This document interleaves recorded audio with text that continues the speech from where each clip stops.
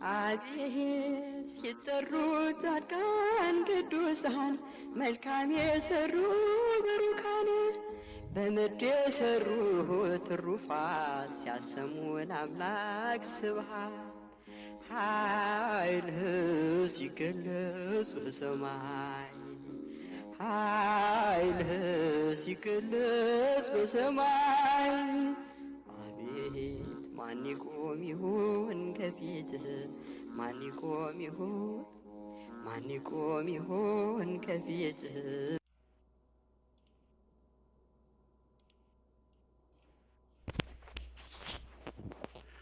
ሰላም እንዴት አመሻችሁ? እግዚአብሔር ይመስገን። እንኳን ወደ 12ኛው ቀን ስለ ቤተ ክርስቲያን ጉዳይ ወደምንወያይበት መድረክ መጣችሁ። ፕሮግራማችንን በጸሎት እንድንጀምር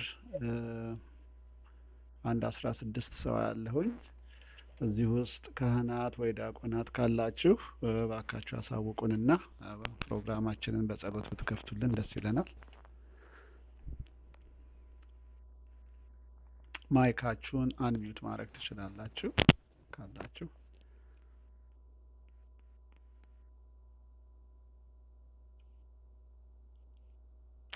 እሺ ያው እንደ ሰሞኑ እንደተለመደው እንግዲህ እንጀምራለን ማለት ነው። ራሳችንን እናዘጋጅ። በስመ አብ ወወልድ ወመንፈስ ቅዱስ አሐዱ አምላክ አሜን። አቤቱ አምላካችን ልዑል እግዚአብሔር ሆይ ስም የተቀደሰ የተባረከ ከፍ ከፍ ያለ ይሁን። እንደ ቸርነት ቀኑን ባርከ ቀድሰ ለዚህ ሰዓት ስላደረስከን እናመሰግንሃለን። እንደ ቸርነት የቀረውን ደግሞ ምሽት ባርከ ቀድሰ በሰላም ታስመሸን ታሳድረን ዘንድ በቸርነት ስብሰባችንን ጉባኤያችንን ተባርክልን ዘንድ የምናስበውን ነገር ሁሉ በቸርነት ታሳካልን ዘንድ ስለ ቤተ ክርስቲያን የምንወያየውን ነገር ሁሉ በቸርነት ሰምተ ተመልክተ ለቤተ ክርስቲያናችን ለአባላቶቻችን በሙሉ ሰላሙን፣ ፍቅሩን፣ አንድነቱን ታድለን ዘንድ በቸርነት ሁላችን በአንድነት ሆነን ስምህን የምናመሰግንበትን ዘመን ታድለን ዘንድ አቤቱ እንደኛ ኃጢአት ብዛት ሳይሆን እንደ ምሕረትህ እንደ ቸርነትህ ብዛት ትጎበኘን ዘንድ በእመቤታችን በቅድስት ድንግል ማርያም ወላዲተ አምላክ አማላጅነት በመላእክት በጻድቃን በሰማዕታት ተራዳኢነትም እንለምንሃለን። ቅዱስ ስምህንም እንዲህ እያልን እንጠራለን። አባታችን ሆይ በሰማያት የምትኖር ስምህ ይቀደስ፣ መንግስትህ ትምጣ፣ ፈቃድህ በሰማይ እንደሆነች እንዲሁም በምድር ትሁን። የዕለት እንጀራችንን ስጠን ዛሬ፣ በደላችንንም ሁሉ ይቅር በለን እኛም የበደሉንን ይቅር እንደምንል፣ አቤቱ ወደ ፈተናም አታግባን ከክፉ ሁሉ አድነን እንጂ መንግስት ያንተ ናትና ኃይል፣ ክብር፣ ምስጋና ለዘላለሙ አሜን። እመቤታችን ቅድስት ድንግል ማርያም ሆይ በመልአኩ በቅዱስ ገብርኤል ሰላምታ ሰላም እንልሻለን። በሀሳብሽ ድንግል ነሽ፣ በስጋሽም ድንግል ነሽ። አሸናፊ የእግዚአብሔር እናት ሆይ ሰላምታ ላንቺ ይገባሻል። ከሴቶች ሁሉ ተለይተሽ አንቺ የተባረክሽ ነሽ፣ የማኅፀንሽም ፍሬ የተባረከ ነው። ጸጋን የተመላሽ ቅድስት ሆይ ደስ ይበልሽ፣ ልዑል እግዚአብሔር ከአንቺ ጋር ነውና ከተወደደው ልጅሽ ከጌታችን ከመድኃኒታችን ከኢየሱስ ክርስቶስ ዘንድ ይቅርታና ምሕረትን ለምኝልን ኃጢአታችንን ሁሉ ያስተሰርይልን ዘንድ ለዘላለሙ አሜን። ምስጋና ይሁን አንድ አምላክ ለሚሆን ለአብ ለወልድ ለመንፈስ ቅዱስ ዛሬም ዘወትርም ለዘላለሙ አሜን። የተባረከ ጉባኤ አድርግልን። እሺ እንኳን ደህና መጣችሁ በድጋሚ። ያው እንደተለመደው በመጀመሪያ ይህ ውይይት ስብሰባ ስለሚቀረጽ ምናልባት ከገባችሁት አባላት ውስጥ የቤተ ክርስቲያን ልጆች ውስጥ ይሄንን እዚህ ላይ መቀረጽ የማትፈልጉ ከሆነ መውረድ ይኖርባችኋል። ምክንያቱም ይሄ ድምጽ ተቀርጾ የሚታየውም ነገር ተቀርጾ ለሌሎች ላልነበሩ አባላት እንዲታይ ሼር ስለሚደረግ ማለት ነው። ስለሆነም ምናልባት አዲስ ለገባችሁ ሰዎች ይሄንን ፕሮግራም ሰምታችሁ ሊንኩን አግኝታችሁ የመጣችሁ ሰዎች በትንሹ ባጭሩ ይሄ ዝግጅት የተዘጋጀበትን ዓላማ ለመናገር እወዳለሁ። እንግዲህ በሌሎቻችሁ በተደጋጋሚ ሰምታችሁት ስለሚሆን ከይቅርታ ጋር እንድትታገሱን ጠይቃለሁ።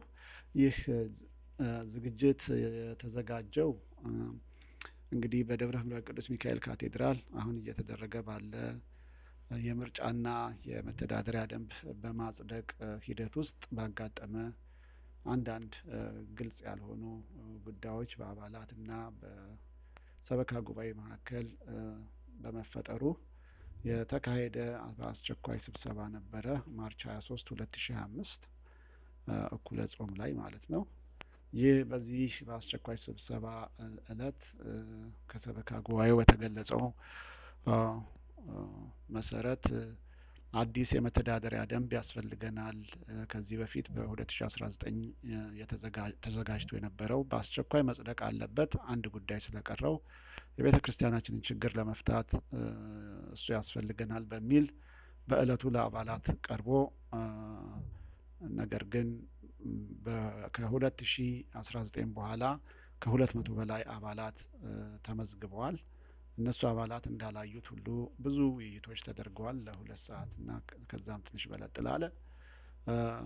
በዛም የድምጽ መስጠት ተካሂዶ ይሄ ነገር ብዙ አባላት ስላላዩት ቆይቶ ዘግይቶ ምናልባት አሁን ያላችሁት ሰበካ ጉባኤ ዘመናችሁም የስራ ዘመናችሁም ሁለተኛው ስላለቀ ጥቂት ጊዜ ስለቀራችሁ በፍጥነት ከሚካሄድ ሌሎቹ ሲተኩ እነሱ ረዥም የስራ ዘመን ስለሚኖራቸው በዛ እንዲተካ በሚል 11 ሰዎች ይቃወማሉ። ነገር ግን በ100 እና በ200 የሚቆጠሩ እጆች ደግሞ ይጽደቅ በ2 ሳምንት ውስጥ እንደቀረበው ይጽደቅልን በሚል እንግዲህ በደንብም ተመልሶ ሳይታይ በጠቅላላ አባላት ተመልሶ ውይይት ሳይደረግበት በእለቱ በ2 ሳምንታቶች ውስጥ ሰበካ ጉባኤው እንዲጸድቅ ለቮት እንዲያቀርበው በእለቱ ብዙ ሰዎች አውጥተው ነበረ። በዛም ሁኔታ ስብሰባው በዛ ተዘጋ።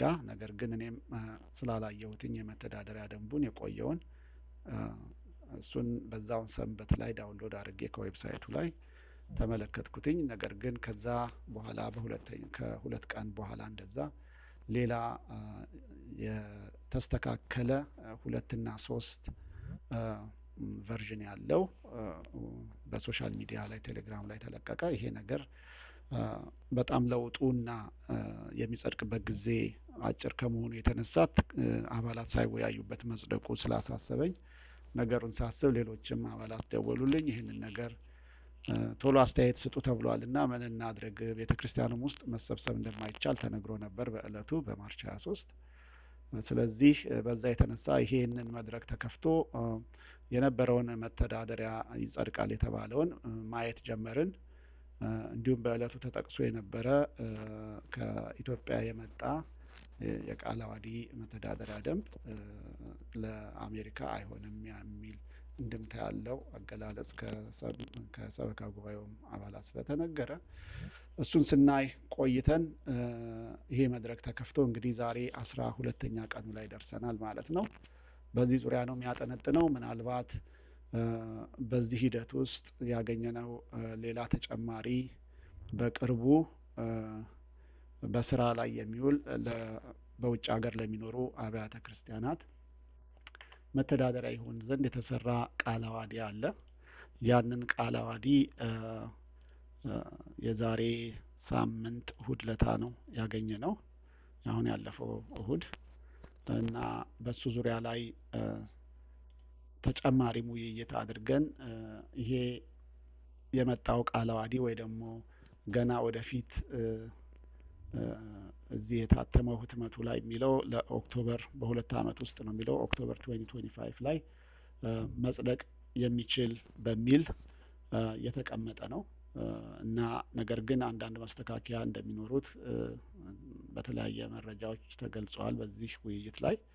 ስለሆነም ነገር ግን ይሄ ነገር በቅርቡ ዞሮ በስራ ላይ እንደሚውል ነገር ግን ብዙ ደግሞ የቃለ ዓዋዲው 3ኛው እትምና 4ኛው እትም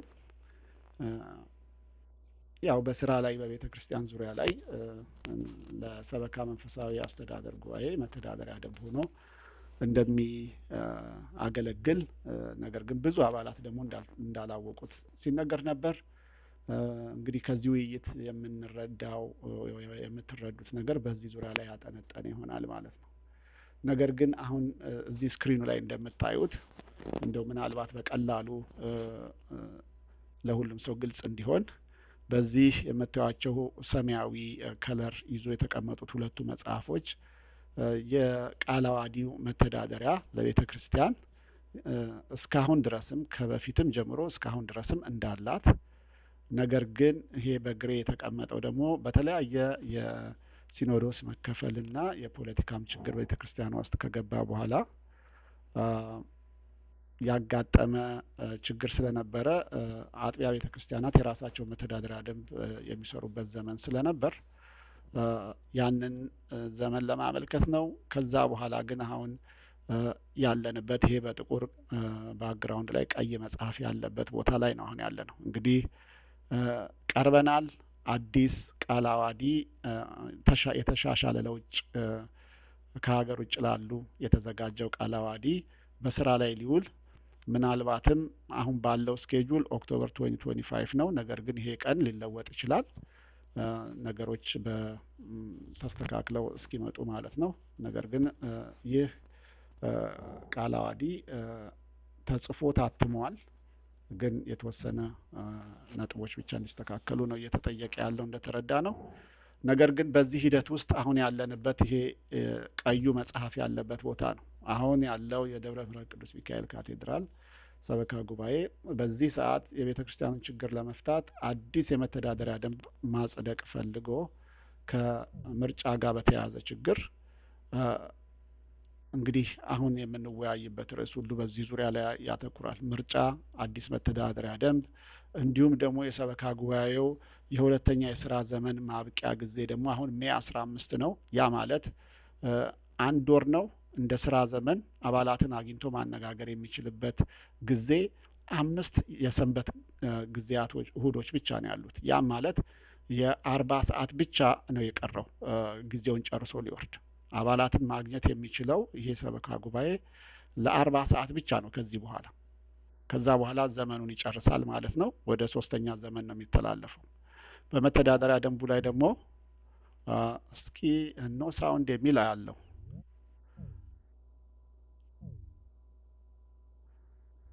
ኦኬ፣ በኋላ ላይ ምናልባት እለውጠዋለሁ። እሺ፣ ሳውንድ ያስቸገራችሁ ሰዎች ምናልባት መጀመሪያ ስትገቡ የሳውንድ ፐርሚሽናችሁን ድናይ ካላችሁት ሳውንድ ላታገኙ ትችላላችሁ እና ዘግታችሁ ብራውዘራችሁን እንደ አዲስ ሎንች ማድረግ አለባችሁ። ፐርሚሽን ካልሰጣችሁት ሳውንድ አታዩም ማለት ነው።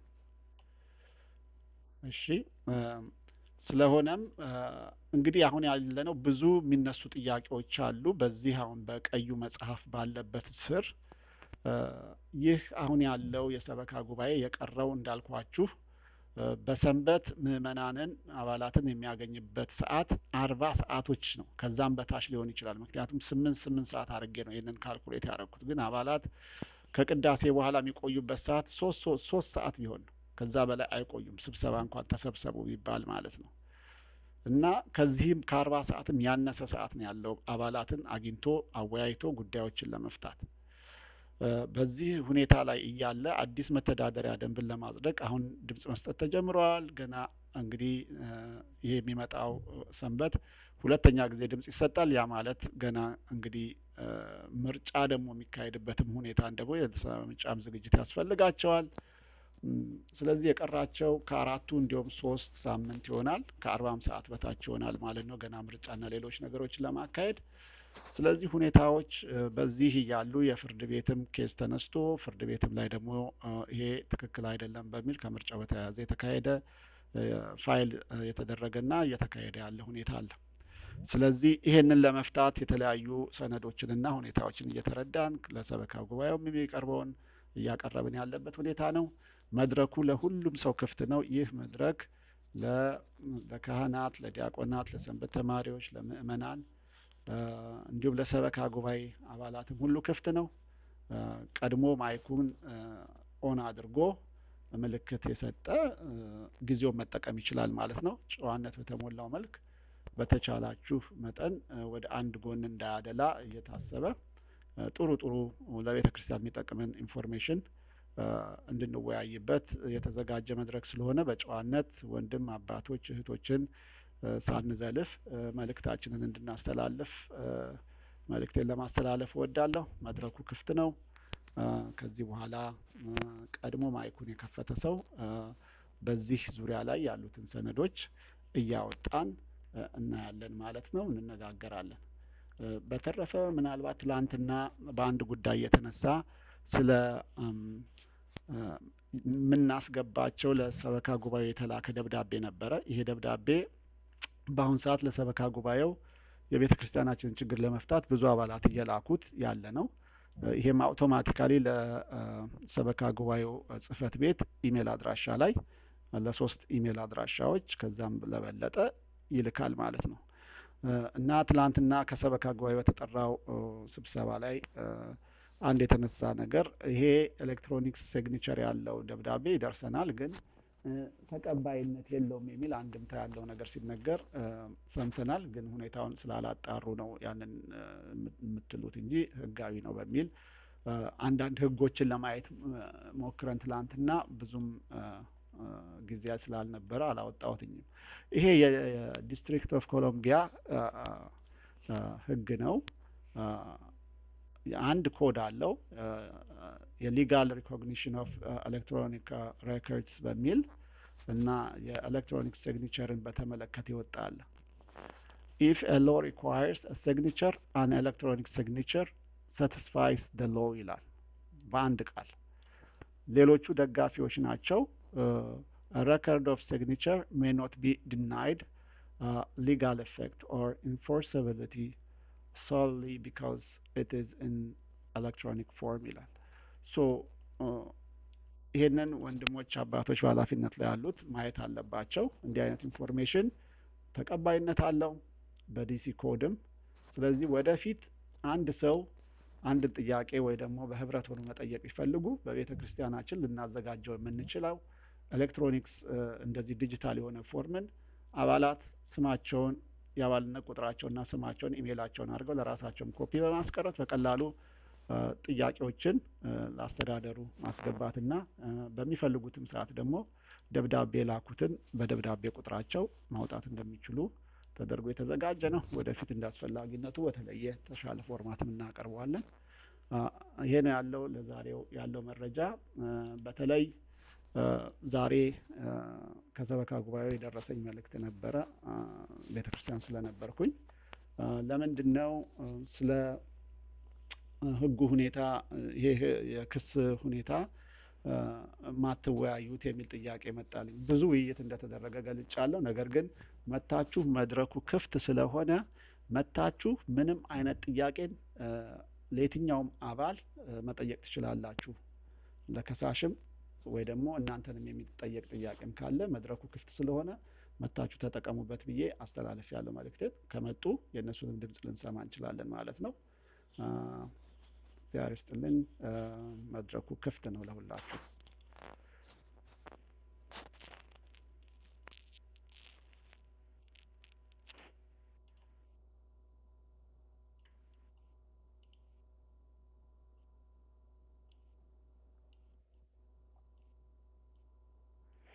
ምናልባት እኔ ነኝ መናገር እችላለሁ? እሺ አቶ አሊ ቀጥል። አንድ በጣም ዲስተርቢንግ ኢንፎርሜሽን ሼር ማድረግ እፈልጋለሁ። አሁን አንድ ሁለት ሰዎች ደውለውልኝ ከቤተ ክርስቲያን ተደውሎልን መታችሁ ሰንዴይ ቮት አድርጉ የሚል ስልክ ተደውሎልኛል ብለው ደውለውልኝ ነበረ እና ስልኩንም ይዤዋለሁ። አንደኛ ይሄ በጣም ህገወጥ ነው። የአባላትን ፕራይቬሲ የሚቃረን ነገር ነው። አባላት ለቤተ ክርስቲያኑ የሰጡትን ስማቸውን፣ አድራሻቸውን፣ ቴሌፎናቸውን ቤተ ክርስቲያኑ አስተዳደር ቦርዱ ለማንም ያደለ ከየቤታችሁ እየደወላችሁ አጂቴት አድርጉ እያለ ዲስትሪቢዩት ማድረጉ የአባላትን ፕራይቬሲ የሚቃወም ስለሆነ በጣም አሳፋሪና በጣም አስፈሪ ነገር ነው። አድራሻዬን እኔ ለቤተ ክርስቲያን የሰጠሁት ቤተክርስቲያኑ እንዲጠቀም እንጂ ቤተክርስቲያን አንስቶ ለማንም ሰው ሰጥቶ ማንም ከቤቱ እንዲደውልልኝ አይደለም። ይሄ በጣም በጣም ስለሆነ ጠበቆቻችንን አነጋግረን የፕራይቬሲ ቫዮሌሽን ነውና የተደወለባቸውን ስልኮች በሙሉ ይዛችሁ የቤተክርስቲያኑ ስልኮች እንዳልሆኑት እናውቃለን፣ የግለሰቦች ስልክ ናቸው፣ እሱን አድርጋችሁ አስታውቁና ኮምፓይል አድርጋችሁ ስጡን ስላሉ ይሄንን እዚህ ፓርቲሲፔት የሚያደርጉት ሰዎች እንዲያውቁ ትፈልጋለሁ። ይሄ ሌላ የፖለቲካል ካምፔን ነው እንጂ ቤተክርስቲያን የአባላት ቁጥር ዲስትሪቢዩት ተደርጎ ለተለያየ ግሩፕ አጂቴት እንዲያደርጉና መታችሁ ቦታ አድርጉ እያሉ ካምፔን ማድረግ ምን ያስፈልጋል? ይሄን ያህል እኔ በጣም ያፈርኩት በጣም የሚያሳፍር ነገርና ኢሊጋል ነው እንጂ እኔ ይሄንን ነገር ሁላችሁም አወጣችሁ ስልካችን ለምን ተሰጠ በሚል ሁላችንም ሌላ ደብዳቤ አዘጋጅተን መጻፍ ያለብን ይመስለኛል። አንደኛ ፕራይቬሲያችንን የተነጠቅነው ለቤተክርስቲያኑ አምነን እንደሰጠነው በማን አለብኝነት ለማንም ክሊር ላልሆነ ሰው የቤተክርስቲያን ኦፊሻል ላልሆነ ሰው እንዲህ አድርጎስ ማስጠራት በጣም በጣም አሳፋሪና ህገወጥ ስለሆነ ሁላችንም ሌላ ደብዳቤ ድራፍት አድርገን ይሄ ነገር መቆም አለበት ብለን መጻፍ ያለብን ይመስለኛል። እናመሰግናለሁ። እሺ ምናልባት ሌላ የደረሰው ሰው አለ? የደረሰው ሰው ካለ ወይ በድምጽ ወይ ደግሞ ሪአክት አድርጎ መናገር ይቻላል። እሺ ስህን ቀጥይ፣ አንሚዩት አድርገሽ እጅ አውጥተሻል። እኔም ደርሶኛል። ሁለት ሌሎች የማውቃቸው ሰዎችም ተደውለው አክቹሊ ጆሮአቸው ላይ ነው የዘጋሁት እኔ። ሌሎች ሁለቱም አንዱም እንደዚሁ ጆሮ ላይ ዘግቻለሁ ብሎኛል። እየተደወለ በየቤቱ ቁጥር ሰጥተው ካምፔን እያደረጉ ነው። ኦኬ ሌላ ሰው ምክንያቱም ይሄ ሬከርድ ተደርጎ ለታሪክ ስለሚቀመጥ እንዲህ አይነቶቹ ነገሮች እንዳይደገሙ ያለውን ከዚህ ውስጥ 26 ሰው ያለውኝ ስልክ ተደውሎለት የነበረ ሰው ካለ ወይ በድምጹም ሊናገር ይችላል ወይ በቴክስት ቻቱ ላይ መግለጽ ይቻላል። እስቲ ያሳውቁን ሌሎች ሰዎች ካላቸው።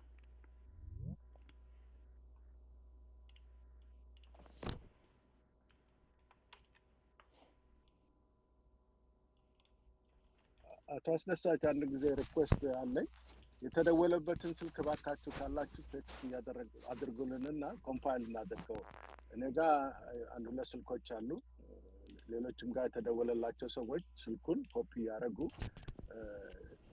ምን አይነት ኢግሪጂየስ ቫዮሌሽን እንደሆነ ማሳየት ስላለብን እባካችሁ ቴክስት ስልካችሁ ሬከርድ ላይ ከተደወለበትን ስልክ ብትልኩልን ጥሩ ነው። አመሰግናለሁ። እሺ ሻት ባይሌ ኦኬ። በዚህም ጉዳይ ሊሆን ይችላል በሌሎችም ጉዳይ ላይ መድረኩን መጠቀም የምትፈልጉ ሰዎች ከሰበካ ጉባኤም ካላችሁ መድረኩ ክፍት ስለሆነ መጠቀም ትችላላችሁ። ያው የተለያዩ እንግዲህ ኢሹዎች ሲነሱ ቆይተዋል። ከዚህ ባለፉት 3 ቀን በፊት እንደዛ በሶሻል ሚዲያም ላይ እንደዚሁ የአባላት ስልክ ቁጥር በሌላ ግሩፕ ላይ አድ ሲደረግ አይተን ስንወያይበት ነበረ እና ሁኔታዎች በዚህ ከቀጠሉ እንዴት ነው የአባላትስ ዳታ እየተጠበቀ ያለው የሚለውን ጥያቄ አስነስተዋል። ሌላ ሰው ጥያቄ ያለውን በተለየም ነጥብ ዙሪያ ሊሆን ይችላል፣ ስለ ቤተክርስቲያን መፍትሄም ሊሆን ይችላል፣ ተጨማሪ ችግር አየን ወይ እንዴት እንፍታውም ሊሆን ይችላል፣ መድረኩን መጠቀም ይቻላል። ከቤተ ክርስቲያን ምናልባት ከትላንትናው ስብሰባ በኋላ የሰማችሁት መልእክት አለ? ለኔ የደረሰኝ የለም። በግል የተላከ ምናልባት ካለ ደብዳቤ ካስገባችሁት ሰዎች ለእሁድ የተጠየቀው ስብሰባ ምንም መልስ እስካሁን አላገኘሁም። እኔ ከማንም አልሰማሁም።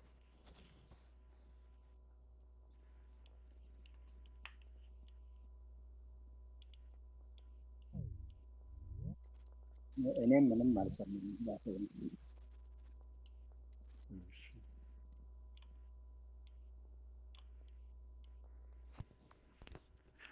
ጥሩ እንግዲህ የተለየ እኔም ምንም አልሰማሁም ግን ከሚሰሩት ስራ ስናየው ይሄንን ባይለው ባይሁክ ኦር ክሩክ ስብሰባ በዛና ቀን አሰብተው ለመስራት እየታገሉ መሆኑን የምናየው ይሄ የቴሌፎን ካምፔን ነው። እኔ ለፕሬዚደንሻል ኤሌክሽን፣ ለሴኔተር ኤሌክሽን፣ ለምን ኤሌክሽን ፎን ባንክ አድርጌያለሁ።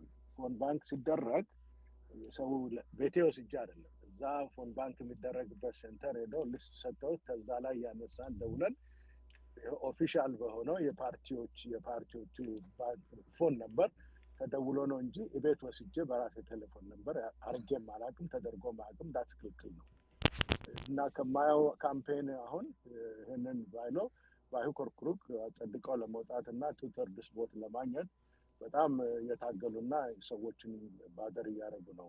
አይነው ያለፈው እሑድ ወደዚህ እሑድ ያስተላለፉት ያንን ቁጥር ስላላገኙ ነው እንጂ ያለፈው እሑድ ቢገኝ ኖሮ አሳልፈው ለመውጣት ነው። እና እነዚህ ሰዎች ምንም ጀኒዊን የሆነ የፍቅርና የሰላምን ለማምጣት ፍላጎት የላቸውም። ትናንትናም እንዳያችሁ ተሰብስበን ለምን ሊትራሊ ፕሊድ ነው ያደረግነው። ይሄ ነገር ለምንድን ነው ምን አስቸኮለ? ዛሬ ባያልፍ ይሄ ባይለው ቤተክርስቲያኑ አይጠፋም፣ አይሰረቅም፣ አይሮጥም፣ ምን አይልም።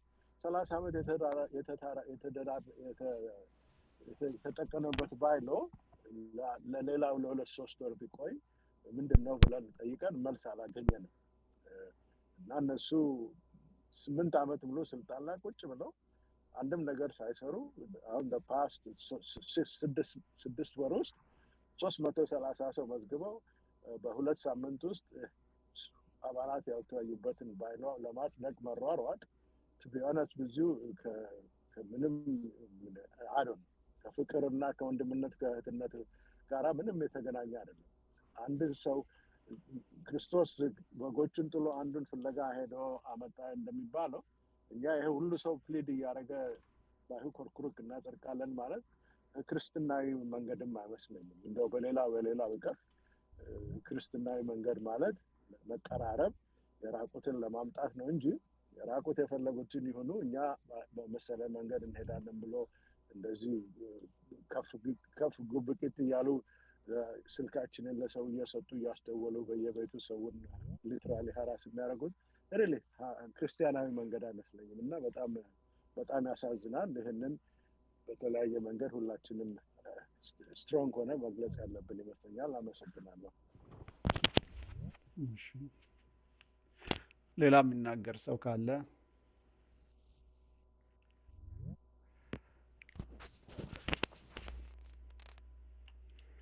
የግድ መደገፍ እሺ ይቻላል ማልበል።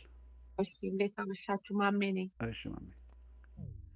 እሺ እኔ ያው በተባለው መሰረት መቼም ሰበካ ጉባኤው ስሙን ያስኩት እንጂ አብሬ ነው መወቀሰው።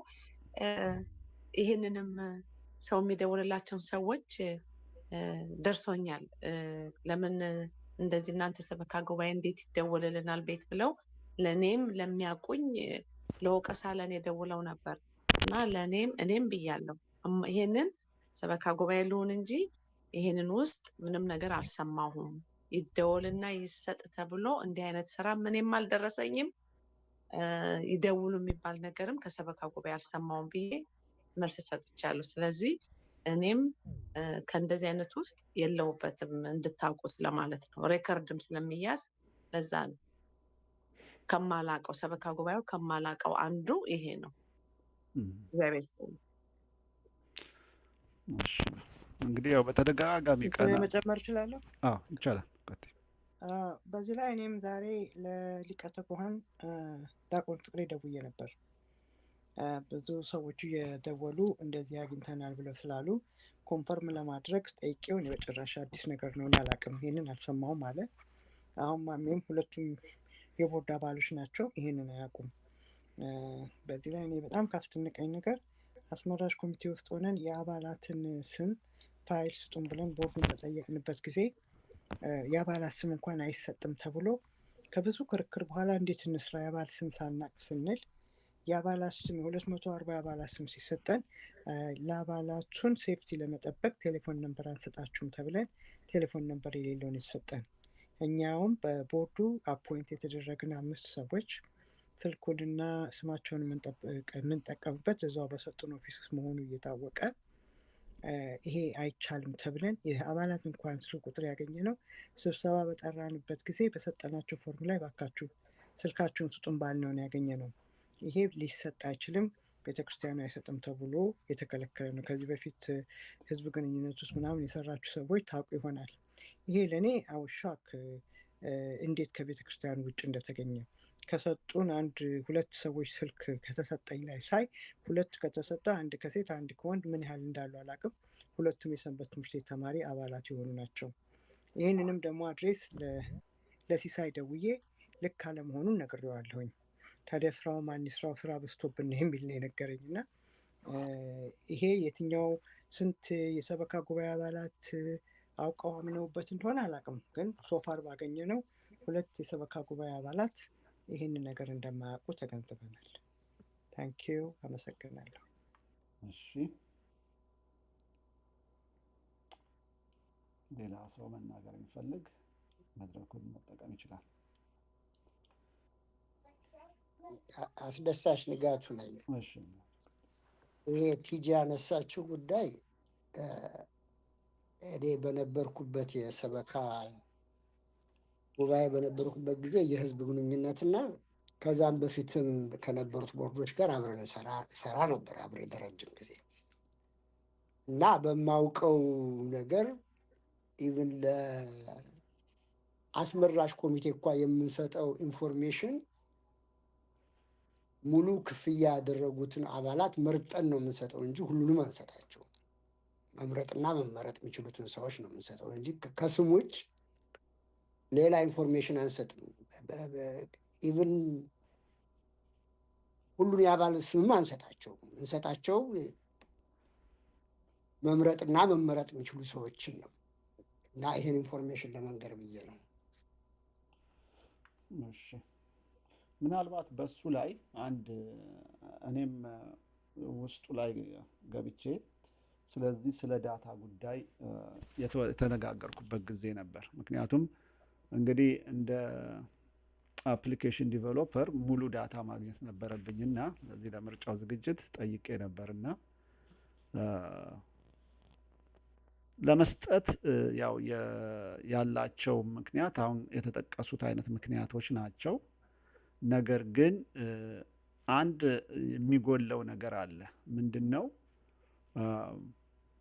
አስተዳደር ቦርዱ ሃንድ ፒክ አድርጎ ካወጣው ከተመዘገቡ ከከፋይ አባላት ውስጥ ምናልባት እንኳን በስህተት ሊቀር ይችላል ወይ በሌላ አይነት ጉዳይ የሚቀሩ አባላትን ኳሊፋይድ አይደሉም ተብሎ ቢቀሩ ምንም ማረጋገጥ የሚቻልበት መንገድ የለም እና ብዙ አመትም ሲያስተዳድረው ስለነበረ ያንን የአባላት ምዝገባ አስመራጭ ኮሚቴ እንዳለው ስልጣን እዛ ላይ እያንዳንዱን እንዲሁም ኳሊፋይድ የሆኑትን ሰዎች ራሱ ዳታውን አይቶ የክፍያ ዳታ ሲምፕል በሆነ መንገድ ተቀምጦለት በቀላሉ እነማን ኳሊፋይድ እንደሆኑ ማረጋገጥ የሚቻልበትን መንገድ ነበረ ስንነጋገር የነበረው ከነሱ ጋርና ምክንያቱም በጣም ማኑዋል በሆነ ነገር ነው የተቀመጠው። ፔፐር ላይ በባይንደር ነው የተቀመጠው እና የነበሩትም ሶፍትዌሮች ስላልሰሩላቸው እሱን አውቶሜት ለማድረግ ታስቦ ነበር። በሂደቶቹም ውስጥ ብዙ ያገኘናቸው ነገሮች አሉ። ምክንያቱም ዳታው ራሱ በጥሩ ሁኔታ እንኳን በስክሪፕቶ ስላልተመዘገበ እኔ ያለውን እንዲሁም ጠቅላላ በቃ ይሄ የምትሉትን ዳታ ኮሌክት አድርጋችሁ አምጡና እኔ ከዛው ሶርት አውት አድርጌ ለይቼ ፊልተር አድርጌ ያለውን ነገር እንድታውቁት አድርጋችኋለሁ በሚል ሰርቼ ለሁለቱም ኮሚቴ አሳይቻቸዋለሁ። ዳታውን ካገኘሁትኝ በኋላ ምን ተፈጠረ? እኔ አናላይዝ አድርጌ አውጥቼ ነምበሮቹን አወቅኳቸው እና ሄጄ አስመራጭ ኮሚቴውን ስጠይቃቸው ይሄን ያህል አባል አለ የከፈለ ይሄን ያህል አባል ያልከፈለ ብዬ ሳሳያቸው ምንድነው የምታወራው ነው ያሉት። አናውቀውም እሱን ቁጥር፣ ምክንያቱም አልተሰጣቸውም እነሱ። እኔ ጋር ደግሞ ሲመጡ አክቹሊ አስመራጭ ኮሚቴ ተሰጥቷቸዋል የተወሰነ ዳታ። ከዛ አስተዳደር ጋር ማነው የሰበካ ጉባኤም ጋር ሄጄ ይሄን ያህል ነው ያለው ቁጥር እንደዚህ ነው ስላቸው ነው እኛ አናውቀውም እሱን ቁጥር ከየት አመጣኸው አሉ። እና የራሳችሁ ዳታ የሰጣችሁኝን ዳታ ወደ አፕሊኬሽን ለውጭው እያንዳንዱን አባል ዘረዝረው ይሄን የመጣው እና እንዲያውም ምን አልኳቸው፣ ይሄን ምርጫ እንደኔ አልኳቸው፣ ሁለታችሁም ስለማታውቁት በቶሎ ይሄንን የአባላትን የምዝገባና የክፍያ ዳታ ሁለታችሁም ቁጭ ብላችሁ አይታችሁ የሚሻሻል ነገር ካለው ራሱ አሻሽላችሁ እንጂ አሁን ባለበት ሁኔታ ይሄ ምርጫ መካሄድ የለበትም ብዬ አልኳቸው ማለት ነው። ይሄ እንግዲህ መጀመሪያው ላይ ያው አስመራጭ ኮሚቴው ብዙም ስልጣን ባይኖረውም ግን ኢንፎርሜሽኑን ለነሱም ደርሷል፣ እንዲሁም ለሰበካም ጉባኤም ደርሷል። እና ዳታ በአንድ አካል ብቻ ከተያዘ ትራንስፓረንሲ አይኖርም። በተለይ ስልጣን ላይ ያሉ ሰዎች ወይ ደግሞ ኃላፊነት ላይ የተቀመጡ ሰዎች ይሄንን ትራንስፓረንሲ ማወቅ አለባቸው። የመረጧቸው ወይ ደግሞ ኃላፊነት የወሰዱ ሰዎች ፈርመው የተሾሙ ሰዎች ካሉ በሌላ ንዑስ ኮሚቴ ውስጥ እንደዚህ አይነቶቹን ዳታ በተገቢው መንገድ መታየት የሚችልበት ነገር መዘጋጀት አለበት ብዬ ማለት ነው። ሌላ እጁን ያወጣ ሰው ካለ አስደሳች እዚያ አንድ ነገር ለታዳሚው እንዲረዳ የምፈልገው ነገር አለ። እኛ የሰበካ ጉባኤ እንትናችን ጨርሰን ምርጫው ከተካሄደ በኋላ በጣም የሚገርማችሁ ነገር ሰዎቹ እንረሳለን እንጂ በመተዳደሪያ ሕጉ መሰረት የሚለው አዲሱ የሰበካ ጉባኤ አባል ሲመጣ ከነባሩ የሰበካ ጉባኤ ጋር አብሮ አሰራሩን እየሰሩ አብረው ይቆያሉ፣ ያስተምራሉ፣ ያሳያሉ የሚል ነበር።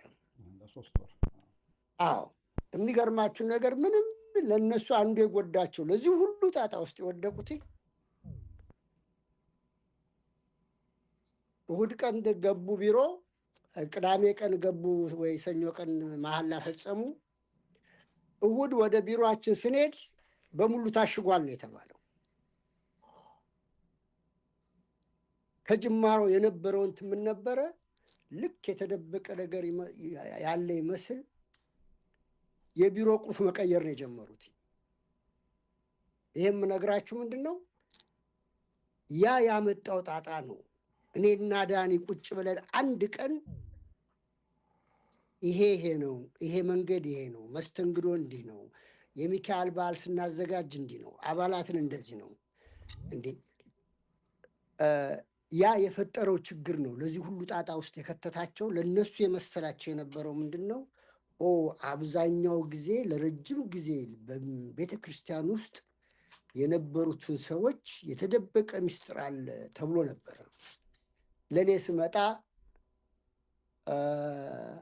በአጋጣሚ ሆኖ የንዋየ ቅድሳት የሚሸጥበት በእኔ ኃላፊነቱ የኔ ነው እና እዛ ውስጥ የሚሰሩ የነበሩት ሁለቱ እህቶቼ ታሽጓል የሚለውን ነገር ሳይ ምን ይሰማቸው ይሆን ብዬ ነበር ያሳሰበኝ። ልክ እንደ አንድ ትልቅ ነገር ስመጣ ብዙ ጊዜ ጠዋት ነው የምመጣው። እኔ ስመጣ አብሬ ከዳኒ ጋር እሰራለሁ እና ላሳየው ነው የመጣሁት። የነበረው ኤክስፔሪንስ ግን ይገርማችኋል ይሄ ነበር ያሳሰበኝ የነበረው የኔ አይደለም። እነዚህ ሁለት ንዋየ ቅድሳት ውስጥ የሚሰሩ የነበሩ ልጆች ቮለንተር ሆነው ምን ይሰማቸው የሚለው ነበር የሚያሳስበኝ የነበረው እና ቅድም አንተ እንዳልከው የዚህ የዳታ ጉዳይም ብለው የምንም ብለው ትራንዚሽኑ የተበላሸው ገና ፍሮም ዴይ ዋን ነው። የሰበካ ጉባኤ አባል ነው ሲመጡ ምን አስበው እንደመጡ አላውቅም። ያንም አሽገውም ምን ብለውም ለምዕመናኑ ያደረጉት ሪፖርትም የለም እና ከዚህ ግንዛቤ እንድታዩት ነው። ገና ሲጀመርም ሕግን እየሰበሩ የመጡ ሰዎች ናቸው። አሁንም ያሳስበኝ ለእኔ እንደውም ከመስፍን ጋርም ኢንፎርማሊ አወራ ነበር። እናንተ ስትለቁ በእኛ የሆነው ነገር መደገም የለበት። ለሚቀጥለው የሰበካ ጉባኤ አባል እንዲህ ነው ብላችሁ አስተምራችሁ አሳይታችሁ መሄድ አለባችሁ። ይሄ ሰበካ ጉባኤ ለእኔ አሁን ነው ወደኋላ ተመልሼ ሳየው ገና ከጅምሩ ነው ሰባራነቱ የጀመረው። ለዛም ነው አንድ ጋር እኳ መስራት ያልቻሉት። ሌላ የምነግራችሁ ነገር ምንድን ነው እኛ የሰበካ ጉባኤ አባል ነው በሰራንበት ወቅት የአብዛኞቻችን አቴንዳንስ ሳንችል አንዳንዶቻችን 99.9 ነው። ትንሹና ደካማው 99.5 ነው ፐርሰንት ነው። በቃ ሁላችንም ተግባብተን እንግዲህ ከሰንበት ተማሪ አኬ አለ፣ ሱራፌል አለ። በአብዛኛው በኮንሰንሰስ ነው እንጂ ኢቭን ቮት አናደርግም ውይይታችን ላይ እና ይሄ ሰበካ ጉባኤ ለዛም ይመስለኛል ከመጀመሪያውም ጀምሮ በተንኮልና በሴራ ይሁን ምን አስቦ የገባ ሰበካ ጉባኤ እንደሆነ አላውቅም። እና ይሄን ኢንፎርሜሽን ሸር ላደርጋችሁ ብዬ ነው። እሺ እንግዲህ የጀርባ ታሪኩም ሪከርድ ተደርጓል። ወደፊት ለሚመጡ ሰበካ ጉባኤ አባላት ይሄንን ሰነድ ጊዜ አግኝተው ከሰሙት ምን አይነት ልምድ እንደነበረ የሚቀስሙበት ሁኔታ ይኖራል ማለት ነው። ሌላ መናገር የሚፈልግ ሰው ወይ ደግሞ በቴክስት መላክ ይቻላል። ጥያቄ ካላችሁ ቻቱ ላይ ድሮፕ ብታደርጉልን በሱ ጥያቄያችሁ አባስ ደሳች አንዴ በኔ ኤክስፐርቲዝ ኤሪያ ሜንሽን ስለተደረገ ትንሽ መጨመር የምፈልገው ነገር አለ። እኔ ሳይበር ሴኩሪቲ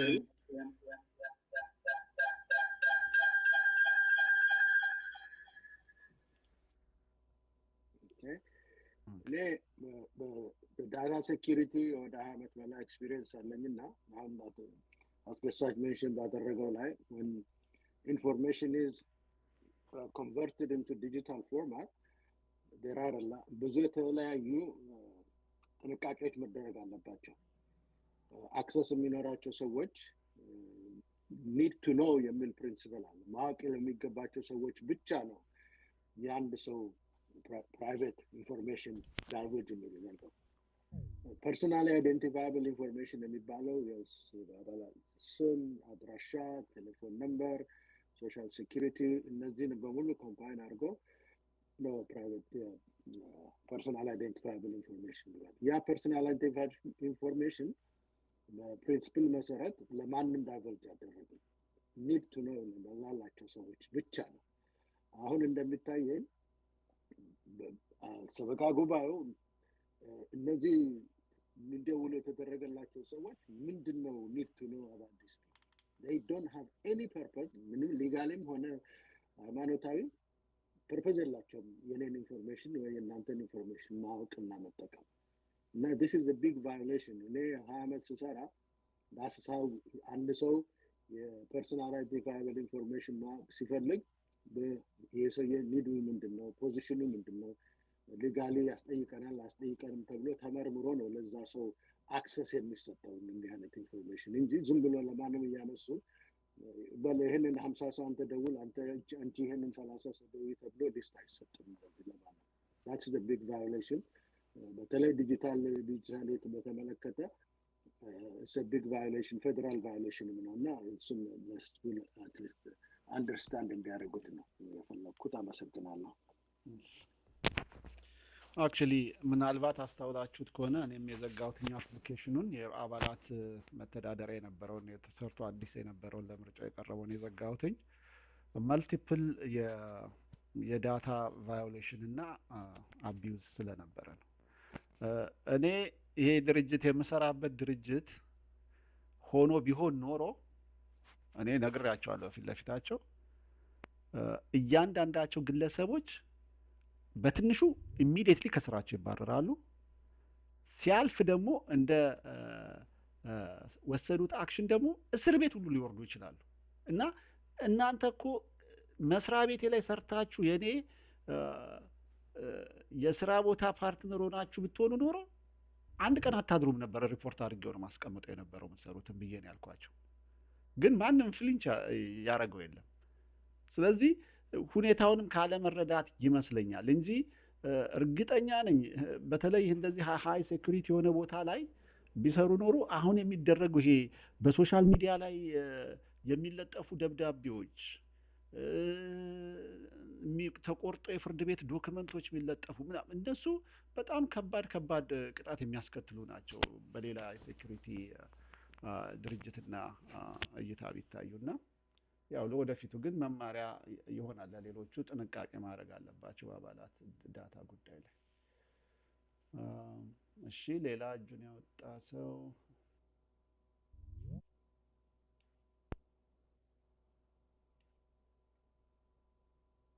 እሺ ማንም አላይም እጅ ያወጣ። ስለዚህ ምናልባት ብዙዎቻችሁ አይታችሁታል ይሄንን ቻርት። አብዛኞቹ አክቲቪቲዎች እንግዲህ እዚህ መጨረሻው ላይ ያለ ኤክስ ላይ ነው ያለ ነው። እንግዲህ አሁን በአሁን ሰዓት ይሄ ሊፈጸም ነው። ለሚስ እስቲ ዋናውን አዲሱን ካገኘሁትኝ አንድ ጊዜ በአሁን ሰዓት በትንሹ እየተካሄዱ ያሉትን ነገሮች ለይተን ስናውቃቸው የአንዳንዱ አባል እንቅስቃሴ ከዛ አንጻር ልንገመግመው እንችላለን። በተለይ ስቴክ ያላቸው ሰዎች ወይ ደግሞ ግሩፖች ሊኖሩ ይችላሉ ወይ ብላችሁ አስቡት። በዚህ ሂደት ውስጥ ማንም አሁን አንድ ሴኩሪቲ ኦፊሰር መጥቶ አልቲሜት ጎሉ ኤፕሪል 6 የተጀመረው ቮት ምንድን ነው ይባል እዚህ ጋር የምታዩት የተለየ የቤተ ክርስቲያን የሰበካ አስተዳደር ጉባኤ አወቃቀር አለ። ከዚህ በፊት አይተን በማናቀው ሁኔታ ከምዕመናን አባላት ራሱ ለልጆቻቸው በሚሰጥ ቱቶሪያልም ይሁን ሌላ ተጨማሪ አገልግሎት ገንዘብ የሚሰበሰብባቸው ሂደቶች ሁሉ ተደርገው እንደ ሰርቪስ ማለት ነው። እንዲሁም ትላልቅ የሰንበት ተማሪዎችም የሰበካ ጉባኤውን የምዕመናን ቦታ ላይ እኩል ለእኩል ተወዳድረው ውክልና ማግኘት እንደሚችሉና ያን ቦታ መያዝ እንዲችሉ ተደርጎ የተቀረጸ መተዳደሪያ ደንብ ነው እየጸደቀ ያለው እና ይሄ ሁኔታ ባለበት ሂደት ውስጥ አሁን ደግሞ እንኳን ሪፖርት ሲደረግ የሰንበት ተማሪዎች ናቸው ተብሎ ሲጠራ አንድ ሴኩሪቲ ኦፊሰር ቢያገኘው ይሄ ሬድ ፍላግ ነው ኢሚዲየትሊ የሚሆነው። ምክንያቱም ለዚህ ለሚደረግ ለውጥ ኮላብሬት የሚያደርጉት ስቴክ ሆልደሮች ስፔሲፊክ ይሆናሉ። በአብዛኛው በብሉ ላይ ያለው ገንዘብ ከፋይ ነው እንጂ የሚቀበለው አገልግሎት ብቻ ነው። እንደዚህ የነጻ አገልግሎት ለሁሉም ሰው የሚተላለፍ እንደ ቅዳሴ ወይ ክርስትና ምናምን ነው እንጂ በአብዛኛው ቤተክርስቲያኑን እንግዲህ ለመግዛትም እዳም ሲገባ ኃላፊነት የሚወስደው ምእመኑ ነው። ይሄ በብሉ ላይ የተቀመጠው ምእመን እና በቤተ ክርስቲያን የቃለ ዓዋዲ አወቃቀር ቢበዛ ካህናትን እንኳን ከ4 አያስበልጥም ይላል። ካነሰ ደግሞ በትንሹ በ2 እንዲቀመጡ ነው የሚያዘው። የሰንበት ተማሪን አንድ ብቻ ብሎ ነው የሚያስቀምጠው እና ያው በተለምዶ የተለያየ የሰበካ ጉባኤ ቁጥር ስላለ አሁን ለምሳሌ ደብረ ምሕረት ያለው 13 ናቸው። ስለዚህ አብዛኛው ምእመን ይሆናል ማለት ነው ካለው አወቃቀር አንጻር እና ሂደቶች እንዴት አድርገው ከቃለ ዓዋዲው ከኦሪጂናል አወቃቀሩ ወርደው እታች ጋር ሲመጣ ታይቶ በቤተ ክርስቲያን ታይቶ በማይታወቅ አይነት አክቲቪቲዎች ይታያሉ ማለት ነው እና የዛ አይነት ለውጦች ሲመጡ አባላትም እውቀት እንዲኖራቸው ያስፈልጋል።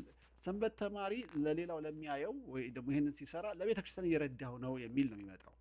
ግን አክቹሊ እንደዛ አይነቶቹ ሂደቶች ኃላፊነት ባላቸው ሰዎች በተለየ ሁኔታ ተገምግሞ አይ ይሄ ነገር ኮንፍሊክት ኦፍ ኢንተረስት ሊያመጣ ይችላል በሚል ሌሎች ምዕመናን እንደው አስፈላጊ ሆኖ ከተገኘ ንዑስ ኮሚቴ አቋቁመው ይሄ ስራ መሰራት ካለበት ኮንፍሊክት የሌለውን ቲም መዋቀር ነው ያለበት እንጂ እንዲህ አይነት አባላቶችን ማሳተፍ የለባቸውም ነበር እና ሂደቶች ብዙ ታይተዋል። በእንደዚህ አይነት ኮንፍሊክት ያላቸው አባላት ላይ በጣም አክቲቭሊ ነገሮች ውሳኔዎችን ሲወሰኑ ምንም ሲደረጉ ይታያል እና ይሄ ብዙ ቦታ ላይ መደጋገም የለበትም እና እንደው ለመረጃ ያህል ነገሮች ቀለል ተደርገው እንዲወሰዱ እንዲህ አይነት ነገሮችን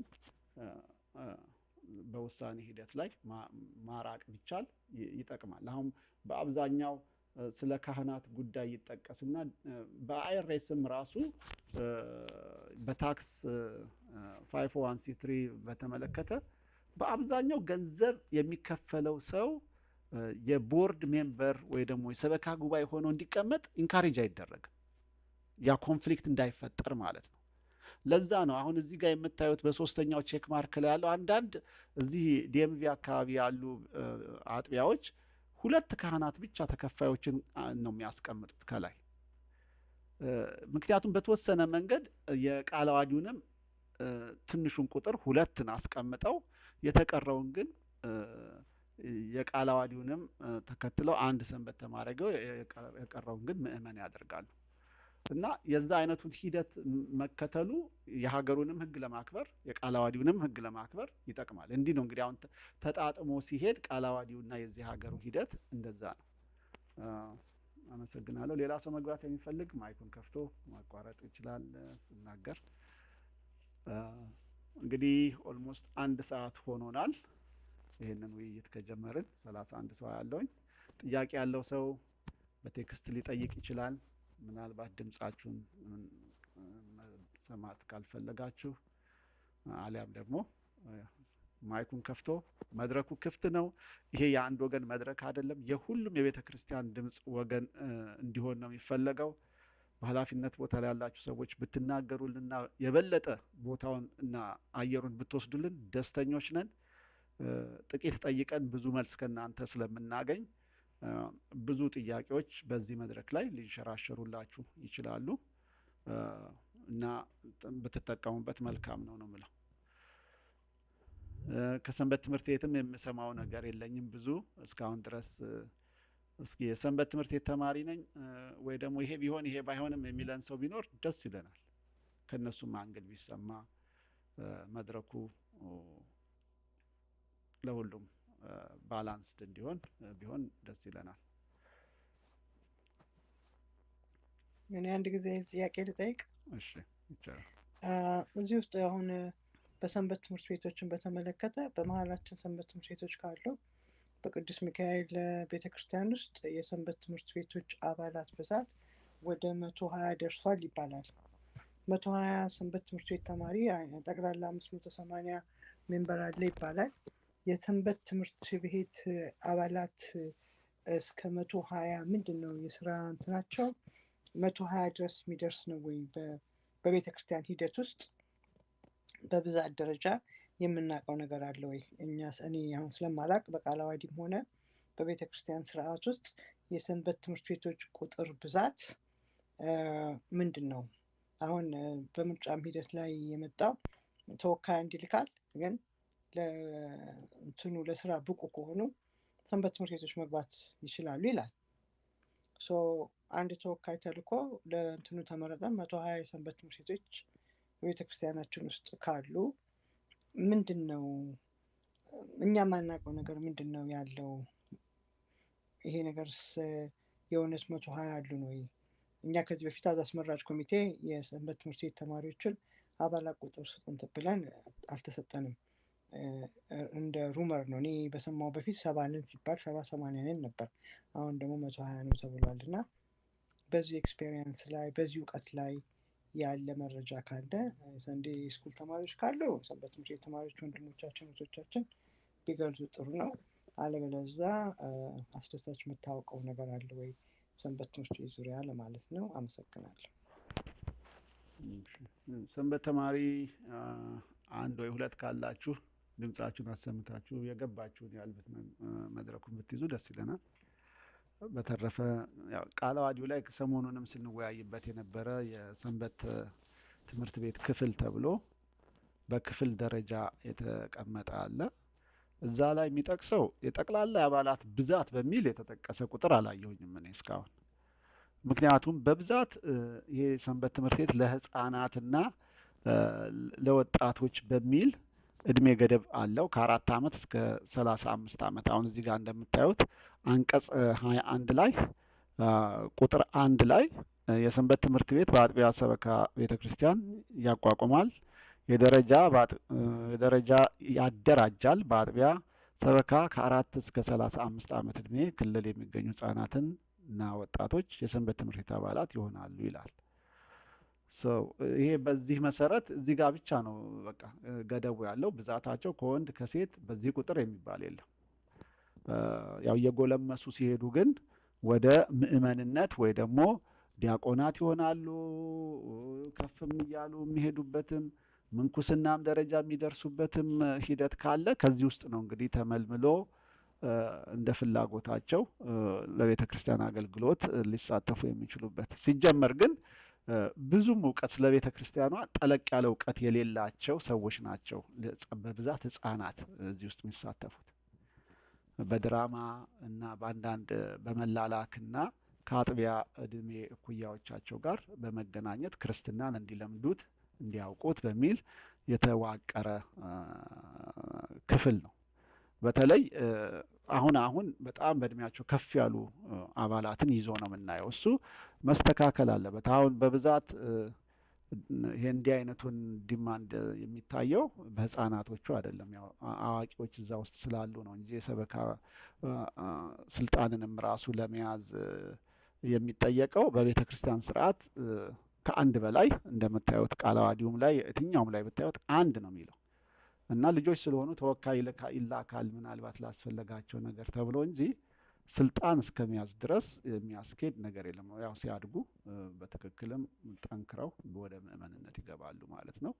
ከዚህ ተጨማሪ የሚጨምር ወይ ካህናት ወይ ዲያቆናት ወይ ሰንበት ተማሪ ካላችሁ ወይ በአመራርም ላይ ያላችሁ ልትጨምሩበት ትችላላችሁ ወይ ልታርሙት ትችላላችሁ ባለ ሁኔታ እንጂ ሊንኩን እዚህ ላይ የቻቱ ላይ አስቀምጬላችኋለሁኝ። የመጀመሪያዋ ሊንክ የቃለ ዓዋዲ ሰነድ በዚህ ሊንክ ላይ ታገኛላችሁ የሚለው ጋር ብትገቡ ይሄ ሃይላይትድ የሆነውን ዶክመንት ታገኙታላችሁ። ሰሞኑን ብዙ ሃይላይት ስናደርግበት ስለነበረ አንዳንድ ጠቃሚ የሚባሉ ቦታዎችን ልታዩቸው ትችላላችሁ ማለት ነው። እንደምታዩት ሃይላይትድ ስለሆነ እዚህ ላይ ሌላ መናገር የሚፈልግ ሰው ካለ መድረኩን መያዝ ይችላል። እሺ ሳምሶን ቀጥል። እጅን አውጥታል።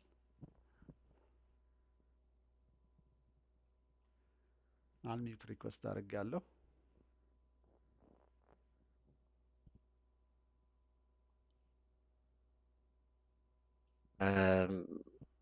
ምናልባት ቀደም ብለህ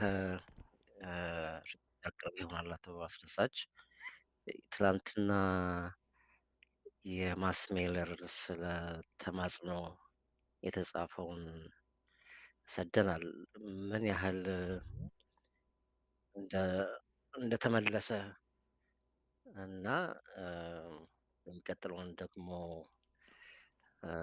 እርምጃ ፎሎ አፕ ምን ለማድረግ ነው ያሰብነው? እኔ ትናንትና ፈርሜ ነበር። ያው ኮፒው ደርሶኛል ተመልሶ። ምን ያህላችንን ትናንትና ይሄንን ያደረግነው እና እንግዲህ ተማጽኖ ደግሞ መድረሱን ፎሎ አፕ ከሰበካ ጉባኤው ጋር የተደረገ ነገር አለ እርምጃ አለ ወይ ጥያቄ ነው የምጠይቀው። በእኔ በኩል ምንም የሰማሁት ነገር የለም። ግን ያው ዞሮ ዞሮ የሆነ ፎሎ አፕ ያስፈልገዋል። ወደ እንግዲህ አሁን 33 ሰው ያለው ያላስገባችሁ ሰዎች እንድታስገቡ እዚህ ጋር ሊንኩን ቻቱ ላይ ፖስት አደርግላችኋለሁ ያላካችሁ ሰዎች እንግዲህ ለአንዳችን ወይ ደግሞ በተለየ የሶሻል ሚዲያው ቴሌግራም ላይ ይለጥፋሉ ብዬ ነው የማስበው። የተለየ የጠየቅነውን ሀሳብ ፍቃደኛ ከሆኑ ስብሰባ አለ ብለው መጥራት አለባቸው።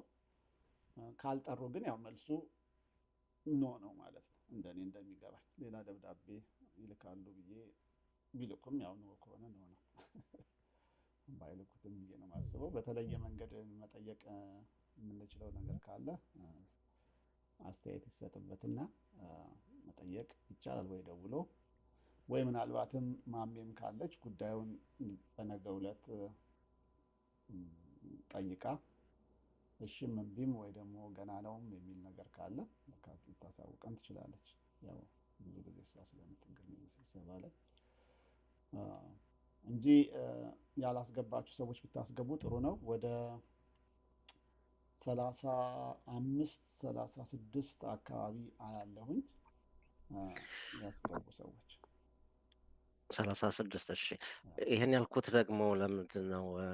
አንዳንዶቻችሁ ምናልባት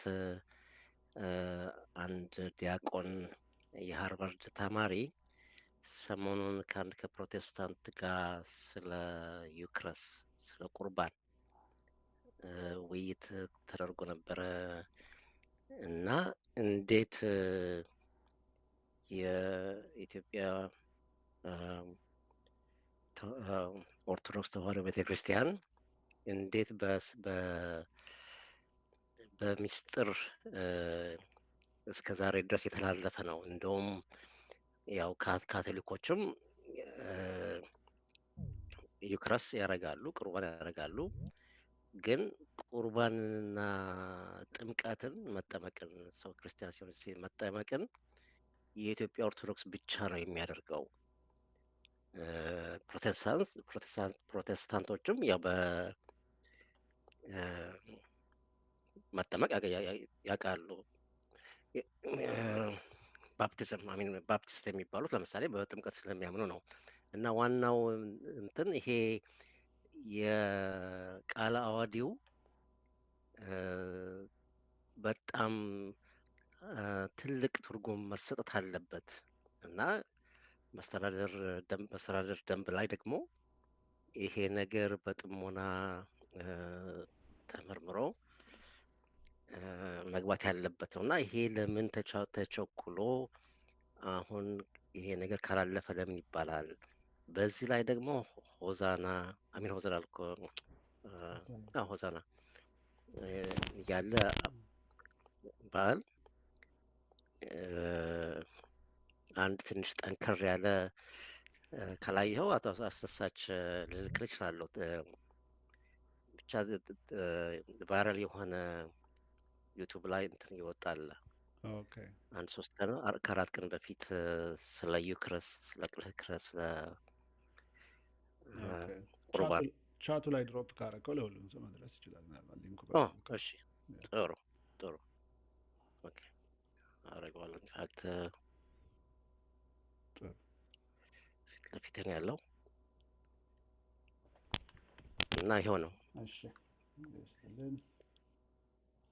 እንግዲህ ያው የቀረበውን ጥያቄ አሁን ሳምሶን ካቀረበው ጋር የተያያዘ ነው። እንደምታዩት ለምን አስፈለገ አሁን እንደዚህ ሌላ ከሀገር ውጭ ላሉ አብያተ ክርስቲያናት የሚጠቀሙበት ቃለ ዓዋዲ ፊት ለፊታችን ምናልባትም በወራት ርቀት ላይ እያለ አዲስ የመተዳደሪያ ደንብ ከተለየ ስልጣንና መዋቅር ጋራ በዚህ ሰዓት ለምን አስፈለገ? 20 ዓመት የሰራንበት ይሄ በግሬ የተቀመጠው መዋቅር አለ። ስለዚህ ወደድንም ጠላንም ልንለውጠው የተወሰነ ወር በቀረን ጉዳይ ላይ ለምን ወንድሞች አባቶች ይሄንን ሊፈልጉት ቻሉ? ምክንያቱም ብንለውጠውም ቤተክርስቲያናችንን የተለየ ነገር ሊያመጣበት አይችልም። ግን ልንፈጽምበት ግን እንችላለን። ይሄንን አዲስ መዋቅር ተጠቅመን የተለየ አጀንዳ ልንፈጽምበት እንችላለን። ነገር ግን በነበረው ላይ ዝም ብለን ሄደን ጠብቀን ዋናውን የቃለ ዓዋዲ ላይ በተወሰኑ ወራቶች ወይ ዓመትም ይሁን ብንገባ በሰላም ለምን ጊዜውን አንጨርስም ነው አብዛኛው ሰው ጥያቄ። ሰሞኑንም ሲነሳ የነበረው ትክክል ነው። አሁን ይሄ ሁሉ ፍጭት ያለው እዚህ ጋር የሚሰራው ነገር ምን አስፈለገ በሚል ነው። እንዲሁም በኋላ ላይ ዞሮ ነው የመጣው እንጂ መጀመሪያው እንዲሁም ምርጫ ነበር የዚህ ሁሉ መነሻ ችግር። ምርጫው ላይ ስለነበሩ ሰዎች እና የተወሰነ እዚህ መተዳደሪያ ደንብ ላይ ስለነበረ ጥያቄ ላይ ነው እንጂ አዲስ መተዳደሪያም ደንብ የመቅረጽ ችግር አልነበረም። አሁን ግን ከማርች 23 ስብሰባ በኋላ አዲስ መተዳደሪያ ደንብ እናጸድቃለን የሚል መጥቷል እና አዲስ ምርጫም ደግሞ ማካሄድ የሚል ደግሞ አዲስ ሀሳብ መጥቷል። እንግዲህ ቅድም እንደገለጽኩት ያላቸው ጊዜ 5 ሰንበት ወይ ደግሞ 40 ሰዓት ብቻ ነው ያላቸው። ይሄንን እንዲካሄድ የምትፈልጉ ሰዎች ያው እዚህ ጋር የተቀመጠውን ፎርም መሙላት አይኖርባቸውም። እንዳይካሄድ ግን ይሄ ነገር ለቤተ ክርስቲያን አይጠቅምም፣ ስለዚህ ይተላለፍ ይቆይና በሚቀጥለው ይሰራ፣ ለጊዜው ባለውን መቆየትም ካስፈለገ ወይ ደግሞ መሰራትም ካለበት ጊዜ ተሰጥቶ ይሰራ የምትሉ ሰዎች አሁን ፖስት ያደረኩትን እንደገና ፎርም ሞልታችሁ ድምጻችሁን አሰሙ። እንደ አባል የአባልነት ግዴታችሁ እንዲህ አይነቶቹን ጥያቄዎች በማቅረብ ለቤተ ክርስቲያን የሚጠቅመውን ነገር እንዲደረግ መጠየቅ ነው። ከዛ ውጪ ምንም ነገር የለም፣ የሚያስፈራችሁ ነገር የለም እና በነፃነት እሱን ብታደርጉ ለቤተ ክርስቲያን ለውጥ ትተባበራላችሁ ማለት ነው። በተረፈ በዚህ ውስጥ የተለየ ስልጣን ለማግኘት የሚንቀሳቀስ ሰው ካለ ራሱን ማግለል መቻል አለበት ብዬ ነው የማስበው። ምክንያቱም ከፊት ለፊታችን ብዙ የሚሰሩ ስራዎች ስላሉ በቀናነት የሚያገለግሉ ሌሎች አባላቶችንም መምረጥ ይቻላል ማለት ነው። እሺ፣ እጁን የሚያወጣ ሰው ዛሬ ቀዝቀዝ ብላችኋል። እንግዲህ እኔ አንድ ሀሳብ መስጠት ፈልጋለሁ አስደሳች ከተፈቀደልኝ። አሁን አንተ ያልከው ዋና ነገር ነው። እባካችሁ ደብዳቤ ላኩላቸው። እንደሚደርሳቸው አክኖሌጅ አድርገዋል። አንዱም ትላንትና ስብሰባ የጠሩት ይህንን ካምፔን አይተው ነው። እሱን በደንብ ብናደርገው ጥሩ ነው። ቅድም ሳምሶን የተናገረው ስለ ዩክሪስት የተናገረው ልጅ በጣም ዳይናሚክ የሆነ ልጅ ነው። ብታዳምጡት ይመረጣል። አዳምጫለሁ ሁለት ጊዜ ደጋግሜ። I was very very impressed. Not only ልጁ አርቲኩሌት አይደለም፣ እንግሊዘኛውም ስለ ሃይማኖቱ ያለው ሙቀት በጣም ኢምፕሬሲቭ ነበር። ቻሌንጅ የሚያደርጋቸው የውጭ ዜጎች ነን ባዮች ናቸው፣ ኤክስፐርት ነን ባዮች ናቸው እና ቀጥ አድርጎ ነው ብቻውን የያዛቸው እና በዳመጥ ጥሩ ነው። ለመጨረሻ ማስታወስ የምፈልገው ለሬኮርድ ለዶክመንት ያህል እንደዚሁ ምርጫ ይቆይልን የሚል ደብዳቤ እንደጻፍ ነው። አሁን የያዙትን ካምፔን የአባላትን ቁጥርና ስም ፕራይቬሲ ቫዮሌት ስለሚያደርግ ይህን አይነት አክሽን አቁሙ፣ አለበለዚያ በሕግ ያስጠይቃችኋል የሚል ሌላ አጭር ደብዳቤ ብንጽፍና ብንልክላቸው ለሬኮርድም ጥሩ ነው። ቢኮዝ አላረግንምም አረግንምም አይሉም፣ ግን እኛ ደርሰንበታል። ሊስቶችም አሉን፣ ነምበር ቁጥሮችም ስላሉን እባካችሁ ይሄ ነገር በጣም የአባላትን ፕራይቬሲ ስለሚጠብ እንዲህ አይነት ህገወጥ የሆነ ነገር መስራት አቁሙ የሚል ደብዳቤ ብንልክላቸው በተጨማሪ ጥሩ ነው ብዬ አምናለሁ። ለሰጀሽኔን እስቲ እንወያይበት እና የሚያስፈልግ ከሆነ እሱን ዲቨሎፕ አድርገን እንድንልክ እጠይቃለሁ። አመሰግናለሁ። እሺ፣ ምናልባት በዚህ ላይ እንግዲህ ለመናገር እንኳን የማትችሉ ሰዎች ሪያክት አድርጋችሁ የምትደግፉ ሰዎች ተምዛፕ ማሳየት ትችላላችሁ እና በዛ አይነት ሁኔታ ካፕቸር እናድርገው እና እንዲታይ ማድረግ ለሚመለከተው ምስል አንዴ ይሄ ሊንኩን የሚላከውን ደብዳቤ ሊንክ እኔ ጋር አልደረሰም። ምናልባት እንዴት እንደሆነ አላውቅም። ቻቱ ላይ አይተዋል? ቻቱ ላይ እኮ ነው አሁን የማየው እና የለም። ኦኬ፣ እንደገና አሁን ፖስት ሳደርገው ያው ፖስት አደረኩትኝ የመጨረሻው። አንድ ጥያቄ ልጠይቅ? ስክሮል አድርገው። እሺ፣ ይቻላል። ይሄንን እንትኑን ፎርሙን ስንሞላ ኮፒው ለራሳችን ኢሜይል እንዲመጣ ብለን እንላለን፣ ግን እኔ አልመጣልኝም እስካሁን ድረስ። እንደሄደ ግን ያው እንትኑን ስክሪንሻት እያረኩ አስቀምጣለሁኝ። ቁጥሩን ስክሪንሻት እያረኩኝ፣ ግን ኢሜይል ወደ እኔ አልመጣልኝም። ጂሜል ነሽ? ኢሜይል ነኝ። ያሁ ላይ ጃንክሽ ላይ እዩ። ጃንክ ላይ ሄዶ ይሆናል። ምናልባት ያው የመጀመሪያ ጊዜ ስለሚሆን ሴፍ ኢሜይል ሞድ እንትን ካላረግሽው ሜል ካላረግሽው እዛ ላይ ጃንክ ላይ ምናምን ተመልከች። ኦኬ፣ በዚሁም አንድ ሀሳብ እንትን ብል ቀደም እንደሰማሁት ከሆነ ማሜም ይህንን አይነት በየሰው ቤት ሰው እየደወሉ እንትን እንዲሉ አላቅም ብላለች። እንግዲህ ፍቅሬም አላቅም ብሏል። ዲያቆን ፍቅሬ ይቅርታ፣ እሱም አላቅም ብሏል። እና አሁን እየተሰራ ያለው ወይ በሁለት ሰው፣ ምክንያቱም ኢንፎርሜሽን የሜምበር ኢንፎርሜሽን የያዘው ይሄ ምንድነው ስሙ አዶ ነው ስማቸው የአባላት እንትን ያለው በዳንኤል እጅ ነው። ከዛ በተረፈ እንግዲህ ያው ሲሳይ የታወቀ ነው ወይ በሶስት ሰው ነው ማለት ነው። ይሄ ቦርድ ብለው ራሳቸውን ሰይሞ የሚሰሩት እንጂ እናውቃለን 3 ሰው እንደሌለ። እነዚህ ደግሞ 2 ኢንክሉድድ ካልሆኑ በ4 ሰው እና በ3 ሰው ነው ማለት ነው። አሁን ይሄ ሁላ ባይሎ ይጽደቅ እየተባለ የሚሯሯጡት እና ይሄ ትክክል መስሎ አይታየኝም።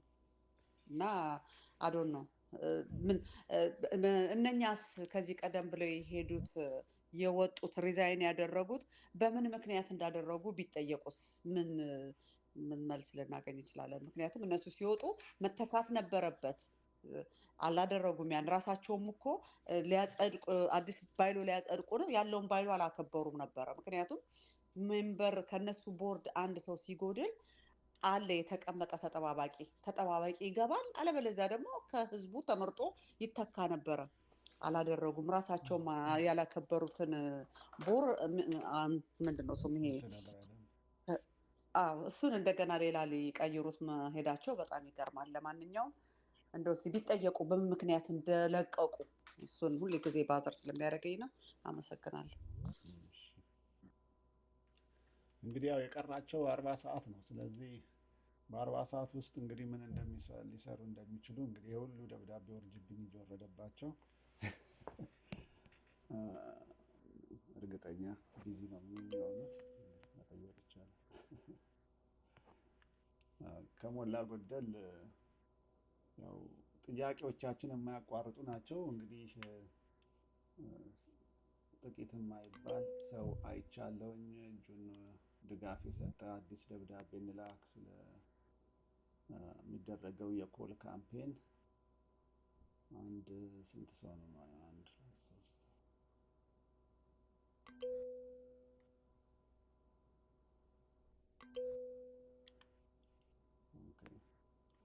አንድ 10 ሰው አካባቢ ነው ማየው። ሌሎች የምትደግፉ ካላችሁ አዲስ ደብዳቤ እንዲዘጋጅ እንግዲህ እንትን በሉና ያው ቀን ወስጄ ያለውን ነገር ለማዘጋጀት እሞክራለሁ። ያው በመታዘዝ አንጻር ማለት ነው። ደብዳቤ ይዘጋጅ ብላችሁ ስታዙ እንግዲህ ይዘጋጃል ማለት ነው። ጥሩ ካለው ቁጥር አንጻር 32 ሰው ነው ማየው። እንግዲህ አንድም ሁለትም ሶስትም ሰው ከላከው አንድም ቢሆን በቂ ነው ለሬከርድ። ስለዚህ ስፔሻሊ እንደዚህ አይነት ሴኩሪቲ እና የፐርሰናል ዳታን በተመለከተ አንድ ደብዳቤ እንደ ትልቅ መታየት አለበት። እንኳን 5-10 ደብዳቤ ከገባ ከበቂ በላይ ነው። ጥሩ እንግዲህ ነገ ከነገ ወዲያ ያለውን ነገር አዘጋጅቼ አቬለብል እንዲሆንላችሁ አደርጋለሁ። ምላሽ ካላቸው ያ ይነግሩናል ማለት ነው። በተረፈ መድረኩ ክፍት ነው። እናንተን ነው የሚጠብቀው። የእናንተን ድምፅ ስለ ቤተክርስቲያን መልካሙን መፍትሄውን እስኪ ሽማግሌ መሆን የሚችል ከዚህ ውስጥ ካለ ለምሳሌ ሁለቱንም በቃ እንዲህ ብናሸማግላቸው የሚልም ካለ እኮ እንቀበላለን። መፍትሄ የሚሆን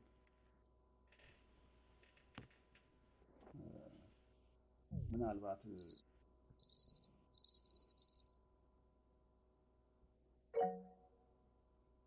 ሳምሶን መናገር እፈልጋለሁ ብለዋል። አንሚት አድርገህ እንትን ማለት ይቻላል።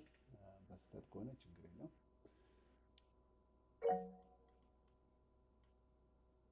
የ11ኛው ሰዓት ቪዲዮ አሁን ከ1 ሰዓት በኋላ አፕሎድ ይደረግላችኋል። ዩቲዩብ ላይ ታገኙታላችሁ። አቶ አስደሳች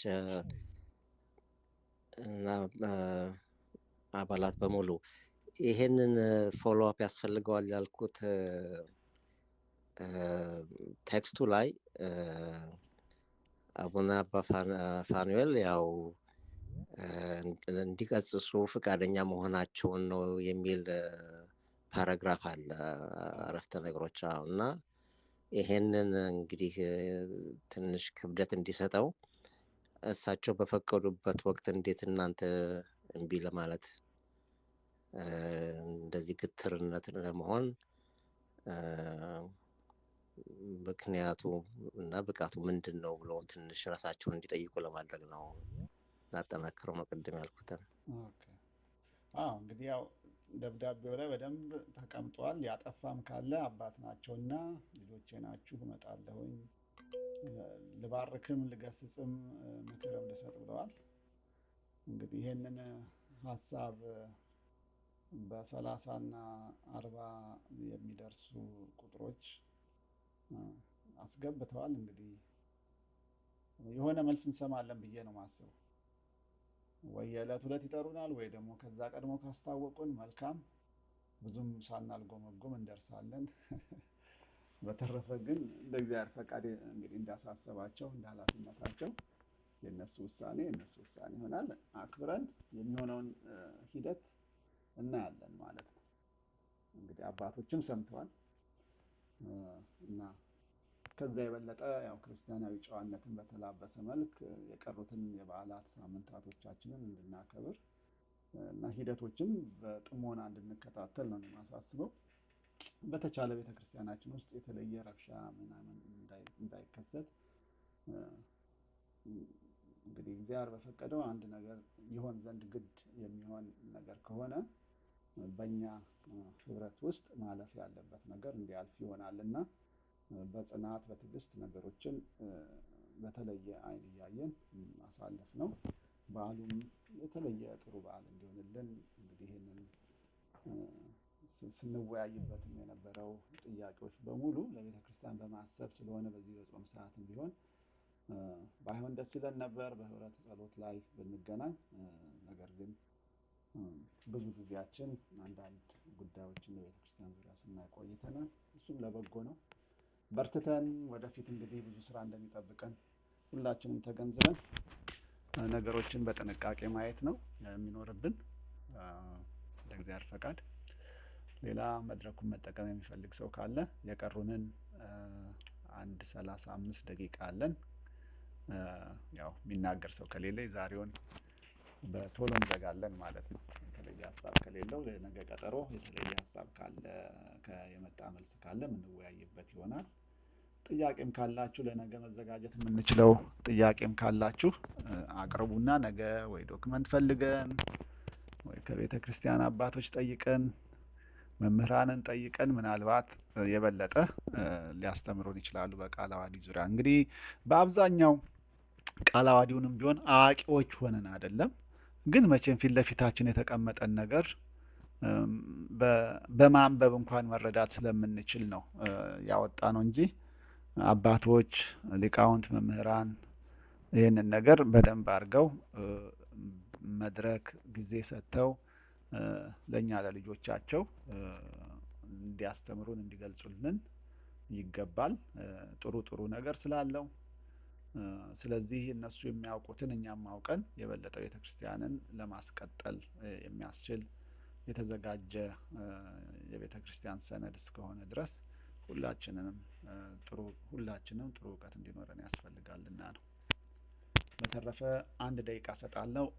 በዛ ሰዓት መድረኩን ያልያዘው ሰው ያው በጸሎት ዘግተን እንጨርሳለን የዛሬውን ማለት ነው።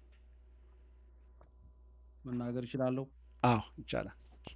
እናስጥልኝ። ሰላም እግዚአብሔር ይብዛላችሁ ለሁላችሁም። መምዘላለም ነኝ። ጉባኤው ከተጀመረ ጀምሮ ተከታትያለሁ፣ ሰምቻለሁ። ጥሩ ነው። እንግዲህ ወንድማችን ሎሬት አስደሳች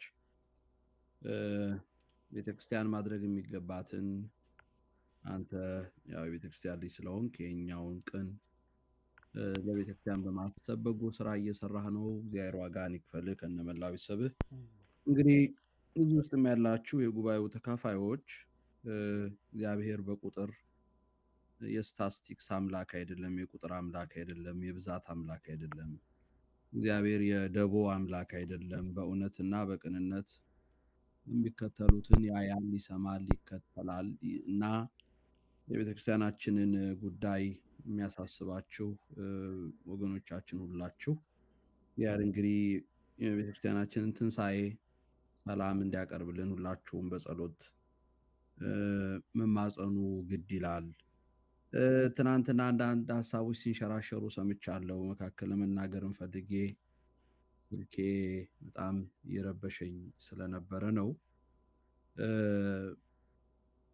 መቼም በሀገሩ ላይ ቃለ ዓዋዲን ተከትለው የሚሄዱ አብያተ ክርስቲያናቶች እንዳሉ እናውቃለን።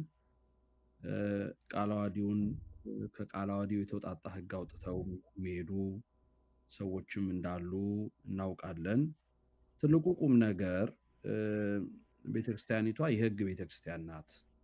ከላይ እንዳነሳ ነው መጽሐፍ ቅዱስን ተከትላ ራሱ የሚገርማችሁ ቃለ ዓዋዲውን ስታነቡ የመጀመሪያው ገጽ ላይ ጸሎት፣ እምነትና ምግባር ብሎ ነው የሚናገረው። ጸሎት በአንድ አምላክ በአብ በወልድ መንፈስ ቅዱስም ብለን መጀመሪያ ጸሎት የምንጸልየውን ጸሎት ይናገርና አምነው የሚጸልዩት የሃይማኖት ጸሎት ተብሎ ደግሞ የቤተ ክርስቲያናችንን ጸሎት ይሄ ጸሎት ሃይማኖት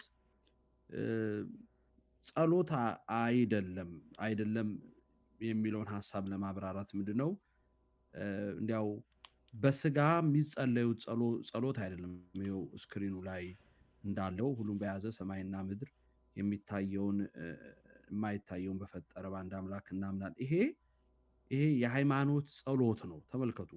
የሃይማኖት ጸሎት ማለት እዚህ ጋር ሙላልኝ፣ ፍጠርልኝ፣ ጨምርልኝ የሚል ነገር የለውም። ይሄ ኢትዮጵያ ኦርቶዶክስ ተዋሕዶ ቤተክርስቲያን የሃይማኖቷ ክሪድ አቋም መግለጫ ነው። ባጭሩ አቋም መግለጫ የምንለው ነው። እያንዳንዱን እየተነተን ስንመጣ 12 አንቀጽ አለው እና ኢትዮጵያ ኦርቶዶክስ ተዋሕዶ ቤተክርስቲያን ወይም ደግሞ ኮፕቲክ ቸርቾች የምንላቸው የሚያገናኙንና የሃይማኖታችን መሰረት የሚወሰነው በዚህ የሃይማኖት ጸሎት ላይ ነው እና አንድ ሰው ይህንን የሃይማኖት ጸሎት ሲጸልይ በቅዳሴያችን ላይ የምንለው ማለት ነው። ይህንን ሲል እያንዳንዱን ነገር የቤተ ክርስቲያኒቷን አቋም መግለጫ እየመሰከረ እየተናገረ እያወጀ ነው ማለት ነው። ስለዚህ ቃለ ዓዋዲው የሚገርማችሁ ከዚህ ነው የሚጀምረው። ገጽ ሀ ብሎ የመጀመሪያው መግቢያ ጸሎት፣ እምነት፣ ምግባር ነው። ስለዚህ ከዚህ በኋላ እየቀጠለ የሚመጣው 10 ቃላተ ወንጌል ይመጣል። እየተከተለ የሕግ ፍጻሜዎች እነዚህን የቤተክርስቲያኒቷን መጽሐፍ ቅዱሳዊውን እዚህ ስክሪኑ ላይ ሎሬት አስደሳች እንዳወጣው እነዚህን ነገሮች እናያለን። አሁን ከነዚህ የተውጣጡ ሕጎች ይሄ መጽሐፍ ቅዱሳዊውን ሕግ ነው። እዚህ ባይሎ ላይ የምናወጣው ባይሎ ላይ ይሄ የምናውቀው በምግባርም በእምነትም የምናውቃቸው ነገሮች ናቸው። ቅድም የተነሳው ነገር አለ። አንድ ዲያቆን ምህረት የቀሲስ መምህር ዶክተር መላኩ እሳቸውም አባቱም ካህን ናቸው፣ ካሊፎርኒያ ያሉ ናቸው። የእሳቸው ልጅ በሃርቫርድ ያቀረበውን ክርክር ተነስቷል። እንግዲህ ወንድማችን ይህንን ሀሳብ ማንሳቱ እንግዲህ የእሱ ሀሳብ ከየትኛው ሁኔታ ጋር ሊያገናኙ እንደሆነ በግሌ ባልረዳውም፣ ግን ይሄ የሃይማኖት ጸሎት ሁሉን ይፈተዋል። የእኛን ቤተክርስቲያናችን ምን አይነት አቋም እንዳላት የሃይማኖታችን ጸሎት ይፈተዋል። እርግጥ ነው በመካከል ላይ በአሁኑ ይሰራል በተባለው ቃለ መተዳደሪያ ደንብ ላይ በዚህ ሀገር ጉዳይ ላይ የሚነሳውን ጋብቻ በወንድና በሴት የሚል ነገር የተጨመሩ አይቻለው። አንድ እውነት ማወቅ ያስፈልጋል። እንግዲህ ቀጥታ ቃል በቃል ቃለ ዓዋዲውን ብቻ ተመርኩዞ በዚህ ሀገር ላይ ቤተክርስቲያን ማስተዳደር አይቻልም። ይሄ ማንም የሚጠፋው አይደለም። ምክንያቱም አወቃቀሩ፣ አደረጃጀቱ አገራችን ካለው ሁኔታ አንጻር የእዙ ሰንሰለት እንዲያው የዛን እንትን አምጥቶ እዚህ ኮፒ ፔስት አድርገን እንጓዛለን ማለት አይደለም። ይሄ መታወቅ አለበት። ግን ሕግ ያስፈልጋል። ከቃለ ዓዋዲው ያራቀ የሀገሩን ሕግ ያልተወ ሕገ ቤተ ክርስቲያንን የተከተለ መተዳደሪያ ያስፈልጋል። ያንንም ስለሚያስፈልግ ቤተ ክርስቲያኒቷ ለውጭ አብያተ ክርስቲያናት የሚሆነውን ሕግ አዘጋጅታለች። እንግዲህ በዛ ላይ አንዳንድ ሁኔታዎች ተነስቷል። አሁን ትናንትናም እዛኛው ጉባኤ ላይ ገብቼ እንደሰማሁት ኦፊሻሊ በሀገረ ስብከቱ ሊቀ ጳጳስ አልተሰጠም እና ይሄኛው ነገር አልመጣም፣ በእጃችን ገብቷል አይተነዋል ያሉም ወንድሞች አሉ። እውነት ነው። ምክንያቱም አንዳንድ በየስቴቱ አከራካሪ ህጎች በእኛ ሀገር በእኛ ስቴት ይሄንን እንዲህ አይለውም የሚል የተዋቀሩ ጥያቄዎች ስለመጡ ሀገረ ስብከቱ የስቴቱ ሀገረ ስብከት በየቦታው ያሉት ለጠቅላይ ቤተ ክህነት ምላሽ ሰጥቷል። ሆኖም ቀረ አሁን የኛ አባቶች ወይም ደግሞ ይሄኛን ህግ ያረቀቁ አርቃቂዎች ወደዚህ ጠጋ ያለ ህግ አልጻፉም። ተውት፣ እንዲያው የተከተለ ተውት። ጠጋ ያለ የመጀመሪያውንም ቃለ አዋዲ አሁን ያለውንም ቃለ አዋዲ ይወጣል የሚለውን ህግ የተጠጋ ቃለ አዋዲ የለም። በእኔ መረዳት ካሉት ህግጋቶች አገላብጬ ጊዜ ሰጥቼ አንብቤዋለሁ። እውነት ለመናገር እንዳልኳችሁ ነው። እንግዲህ መቼም ነገርን መደጋገም ምንም ዋጋ የለውም። ትናንትና አንድ የቤተክርስቲያናችን ጸሐፊ ሲናገሩ የሰማሁት ቃል አለ። ይሄ ሁሉ መቻኮል ለምን አመጣ? ምንድን ነው በዚህ በጾም ወቅት በዚህ ሁኔታ ሲባል የመለሱት መልስ እውነት እንነጋገር ከተባለ መተማመን ስለጠፋ ነው አሉ። እውነት ነው። ትክክለኛ ቋንቋ ነው። አንዳንድ ጊዜ አባቶቻችን ፊትን ጸፍቶ መንፈስ ቅዱስ ያናግራል ይላሉ። እውነት ነው። እኔ ቦርዱን የማምንበት እምነት ጠፍቶብኛል። ይህም ህዝብ አናምናችሁም እያለ ነው። እውነት ለመናገር አሁን እኮ ከቅድም ጀምሮ ትናገሩት የነበረው ነገር የአንድ አባል ፕራይቬሲው የራሱ ስልክ ማንም ሰው እያነሳ እንዲያደርግ ተብሎ የተደረገውን አሰራር ስናየው አንዳንድ ጊዜ እውነት ቤተክርስቲያንን ወይ ያለ ነው። እኔ ይሄ በዓለም ላይ የምናየው በፊልሙም ዓለም በምኑም ዓለም የምናየውን የማፊያና የወንብድና ስራ የቤተክርስቲያን መለያዋ መልኳ መሆኑ ይሄ መገለጫዋ መሆኑ እንደ አንድ የቤተክርስቲያን አገልጋይ እንደ አንድ የእምነቱ ተከታይ ያሳዝነኛል። የሚደንቃችሁ እኛ በዛ ቤት ውስጥ በአንዳንድ ሁኔታዎች ተቀይመው የቀሩ በአገልግሎት በእንዲህ በሆንን ጊዜ እንዲህ አልተደረገልንም፣ እንዲህ ስንጠይቅ እንዲህ ነበረ፣ ለእንትና ይሄ ተደርጎ እንዲያው በብዙ መከራ ውስጥ አልፈው እንዲያው በሀዘን ውስጥ ወድቀው ለእንትና ይሄ ፍታት ተደርጎ ለእኛ እንደዚህ አልሆነም የሚል ብዙ ምስቅልቅል ደርሶባቸው ከደረሰባቸው ሀዘን በላይ ቤተክርስቲያን ጎድታናለች ብለው ከቤተክርስቲያን የራቁ ብዙ ምዕመናን አሉ። እኔ በግሌ የምማቃቸው አንድ ቀን ስለ እነዚህ ሰዎች አውርተን አንስተን አናውቅም። ስለሚጠፉት ስለጠፉት ሊጠፉ ስላኮበኮቡት ስለተዘጋጁት ምንም አይደለም።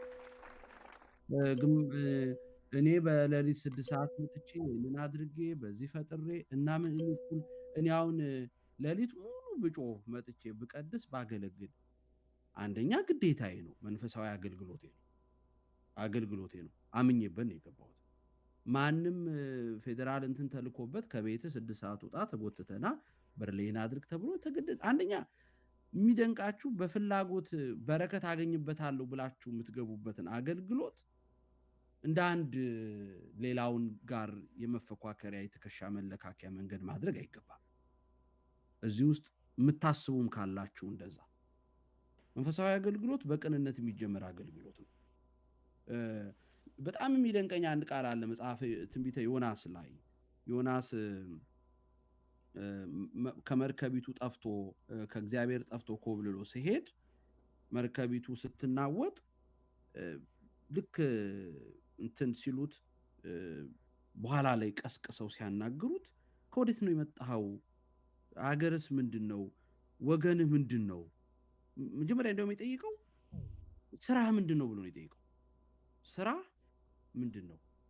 በጣም የሚደንቃችሁ ዮናስ እኔ ዕብራዊ ነኝ፣ ባህሩንና የብሱ የፈጠረውን የሰማይ አምላክ እግዚአብሔርን አመልካለሁ ነው ያለው። ስራህ ምንድን ነው ሲባል እኛ ቤተክርስቲያን የምንመላለሰው ለአምልኮተ እግዚአብሔር ነው። እኔ በአባ እንትና እና በመምህር እንትና ሽንጥ በኩል ቆሜ ለመከራከር አይደለም። እኔ አሁን ይሄንን ተናገርክ ተብሎ ብዙ ልባል እችል ይሆናል። እሷ የማመልከው እግዚአብሔር ነው። ሲጀመር በማንም እንትን ውስጥ ሰገባ ውስጥ አልሸጎጥም። ግን ይሄ ጉባኤ ለቤተክርስቲያን ስለቆመ ነው ገብቼ የማዳምጠውም የምናገረው።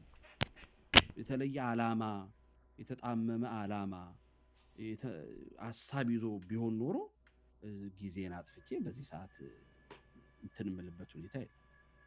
ምክንያቱም እማመልከው እግዚአብሔርን ነው። እኔ እንዲያው በክርስቶስ ፍቅር የምለምናችሁ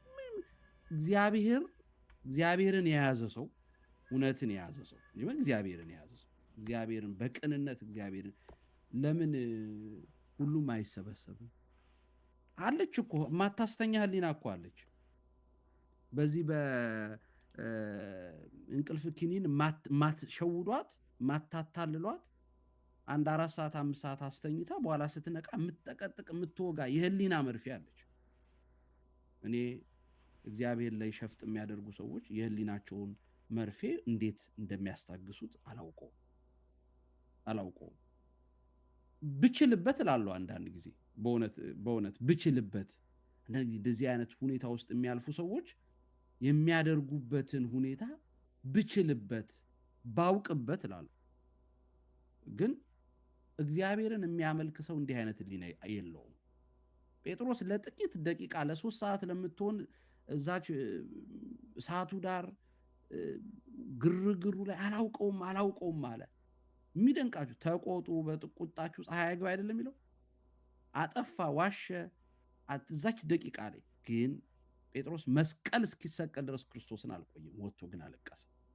ህሊናው ያ አልነበረም የቅዱስ ጴጥሮስ። እና ያው መተማመናችንን መጥፋት፣ ይህን የመተማመን ድልድይ ማን ዘረጋው እንዴ?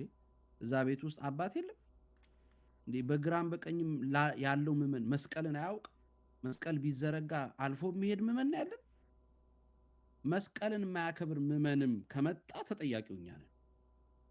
መስቀልን የማይፈራ ግዝትን የማይፈራ ገዝች ያለው በስልጣነ ጴጥሮስ ጳውሎስ ሲባል የማይሰማ ምዕመን ከመጣ ተጠያቂውም እኛ ነን። በጉን መጀመሪያም በጎኑ እንዲያድግ አላደረግነውም ማለት ነው። ስለዚህ እንዲያው አንዳንድ ጊዜ ምላቴ አታሯሩጭኝ እንደሚባለው ነገር እውነቱ ሊታወቅ፣ እውነት ሊገለጥ፣ እውነት ሊመጣ እግዚአብሔር እኮ የእውነትን ቀን ያመጣል። መቼም አይሁድ ይሰቀላሉ። አርብ ቀን ጫጫታ ነበረ በኢየሩሳሌም ከተማ። ቅዳሜ ዝምታ ነው። ሁሉም የአይሁዶች ቀን ሰንበታቸው ስለሆነ፣ እሁድ ግን እልልታ ነው። ለምን? ክርስቶስ ተነስቷላ። የአርብ ፉከራ እሁድ አልነበረም። እና አንዳንድ ጊዜ እግዚአብሔር የራሱ እውነት አለው፣ የራሱ ቀን አለው። እዚህ ውስጥ ያላችሁ በያዛችሁት እውነት መቆሙ መልካም ነው። እንደምለው ግን ሁልጊዜ ከኛ የመንፈሳዊው ጠረን መጥፋት የለበትም።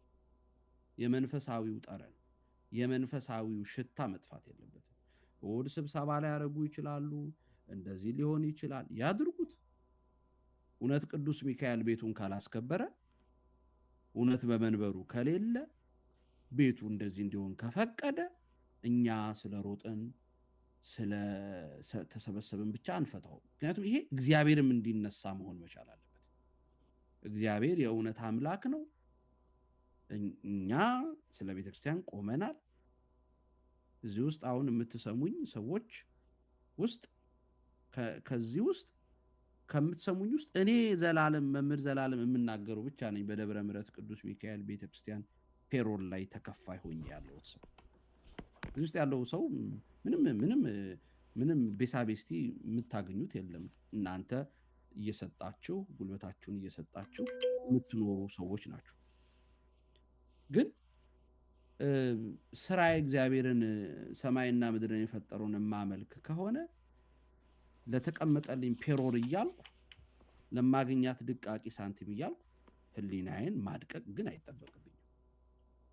ስለዚህ አንደኛ ቤተክርስቲያናችን ምን ትላለች፣ ቤተክርስቲያናችን ድምፅ ምንድን ነው ብላችሁ እናንተም ማወቅ ይገባል። ይሄ እንደ አንድ ማዕበል ወስደዋለሁ። ይሄ ማዕበል ምንድነው? ያልጸናውን እንድንጸና የሚያደርግ እግዚአብሔርን ፊቱን በገደምዳሜ የምናውቅ ሰዎች ፊቱን እንድንፈልግ በንጹህ ልቦና ወደ እግዚአብሔር እንድንቀርብ ቅዱስ ሚካኤልን በእግር ብቻ አይደለም በልብ እንድንፈልገው እውነት በእግር ብቻ አይደለም በልብም እንድንፈልገው ለቤቱ ቆመናል አይደለም ከሱ ጋር ቆመናል ለምንል እውነት ቆመናል ብለን ለምናስብ ሰዎች ከቅዱስ ሚካኤል የመንፈሳዊውን እርከንና መንገድ ይዘን መሄድ ስለዚህ እግዚአብሔር እንደሚፈታው አምናለሁ እንደን ጊዜ ክፉ ቀን አይምጣ ወዳጅ እንዳላጣ ይባላል ቅዱስ ሚካኤል ራሱ ወዳጆች አሉት የቤቱ ወዳጆች አሉት እንግዲህ ሌሎቹም ባመኑበት እውነት ቆመዋል እውነት በሁለቱም ሳይድ በእኛም ጋር እውነት አለ የሚሉ ወገኖቻችን አሉ በዚህም እውነት አለን የምንል ሰዎች እንኖራለን ግን የእውነት አምላክ ደግሞ እውነትን ይዞ ይገለጣል አሁን ግን የሚሰራው አሰራር እንደ አንድ መንፈሳዊ አይደለም እንደ አንድ ዓለማዊ አሁን እኮ በህግ ወንጀል ነው በባህል ነውር እንደው መንፈሳዊም ኃጢአት የሆነው ስራ እኮ ነው የሚሰራው በህግ ከመጣን ወንጀል የሆነው ጉዳይ በባህል እንዴ አንድ ሰው የአባንትናን ቁጥር ስጠኝ ቢለኝ ወይ የቀሲስ እንትናን ቁጥር ሲጠን ቢለኝ የኒያን አባት ቁጥር ፈቃድ እጠይቃለሁ ይሄ ዝም ብዬ ከሰጠው ነውር ነው ደግሞ በመንፈሳዊነቱም አለ እንዴ ጌታ እኮ ልትድን ትወዳለህን ብሎ እኮ ነው በቃ ፈውሻለሁ ማን እኔ አልጋው ተመችቶኛል ማን አስነሳኝ ቢለውስ መጻጉ በኋላ እኮ ይሄ ነው ያዳነኝ ብሎ ሳልፈልግ ያዳነኝ እንዳይል ጠይቆት ነው ያዳነው ግን ያዳነኝ ይሄ ነው ብሎ ተቆመበት እሺ የአንድ ሰው ፐርሰናል ነገሩ ተጠይቆ መደረግ እንዳለበት ጌታ ራሱ አስተምሮናል ጠይቆት ነው ያደረገው እንዴ ዝም ብሎ ዘው ብሎ አልገባም እንደዚህ አይነት መንፈሳዊ መታሸትና እንደዚህ አይነት መንፈሳዊ መቀረጽ ከሌለ ምንድነው ለቤተክርስቲያን ቆመናል የምንለው ነው ስለዚህ ትልቁ እውነት እንግዲህ እሁድ ትልቅ በዓል ነው ጌታ በአህያ ውርንጫ ተቀምጦ ወደ ሆሳዕና ወደ እስራኤል የገባበት ፈታችሁ አምጡልኝ ብሎ የኃጢአቱን ማሰሪያ የፈታበት ነፃነትን ያወጀበት በፍጥረት አንደበት በስጋዊው ዘመኑ ያልተቀበለው ምስጋና የተቀበለበት ደግሞም መጨረሻ የኢየሩሳሌምን መጥፋቷ መቃረቡን አይቶ ጥፋቷን አይቶ ከተማይቷን አይቶ ያለቀሰላት የሚደንቃችሁ እዛ ጋር እንትኗን አህያና ውርንጫዋን አስፈታ አዳምና ልጆቹ ምሳሌ ነው ቤተ መቅደስ ገብቶ አስወጥቶ ጠረጋ ጸዳ ከዛ ከተማይቱን አይቶ አለቀሰ እንግዲህ ይሄ የሚታሰብበት ዕለት እኛን ከኃጢአት ማሰሪያ እንዲፈታን በውስጣችን ያለውን ክፉ ነገር እንዲያጠራልን እንዲያው ሀገራችን ዓለማችንን ደግሞ አይቶ በመቅሰፍት እንዳያሳልፍብን ለራሳችን እሱ እንዳለቀሰው የምናለቅስበት ቀን ነው ያቀም በእውነት የምንማጸንበት ቀን ነው እንግዲህ ይሄ ትልቅ በዓል ግን የምንጠብቀው ይሄ እንዲህ ሊሆን ነው ይሄ እንዲህ ይሆናል እንዲህ ይደረጋል እንዴ ምነው ሰንበት ተማሪዎቹም ሌሎቹም ይሄንን የሚጠሩ ሰዎች እንደው ትልቅ ሆሳዕና ነው ጧት መጥቶ ያስቀድሱ ለምን ብሎ አይጋብዙ ለምን እንደዚህ የሚጠፉትን ምዕመናን እንደዚህ አንፈልግም ነበር ይሄን ስናየው ያሳዝናል እግዚአብሔር ደጉን ዘመን እንዲያመጣ እንጸልያለን ትልቁ ነገር ግን ቅዱስ ገብርኤል በሰማይ ሰልፍ በሆነ ጊዜ ዲያብሎስ እኔ ነኝ የፈጠርኳችሁ ብሎ በዓለመ መላእክት በተናወጡ ጊዜ ሁላችንም ባንመንበት ጸንተን እንቁም ነው ያለው እንቁም ቅዱስ ገብርኤል እንቁም ነው ያለው መቆም ጥሩ ነው ዛፍ ይወዛወዛል በደንብ ያልቆመ ግን ተገንድሶ ይወድቃል እና መሰረት ያለው ዛፍ ሆነን እንቁም በዚህም ይምጣ በዚህም ይምጣ እንቁም ስንቆም ሰማይና ምድርን የፈጠረውን እግዚአብሔርን ግን እያመለክን እየጠበቅን ይሁን እግዚአብሔር የቤተክርስቲያናችንን ትንሣኤ ያቀርብልን ጨርሻለሁ ቆየን ቃልዎት ያሰማልን መምህራችን ስለዚህ ከዚህ በላይ መጨመር አንችልም ለትላንትናው መምህር በጸሎት ፕሮግራማችንን እንዘጋለን ደስ ይለናል ሳትወርድ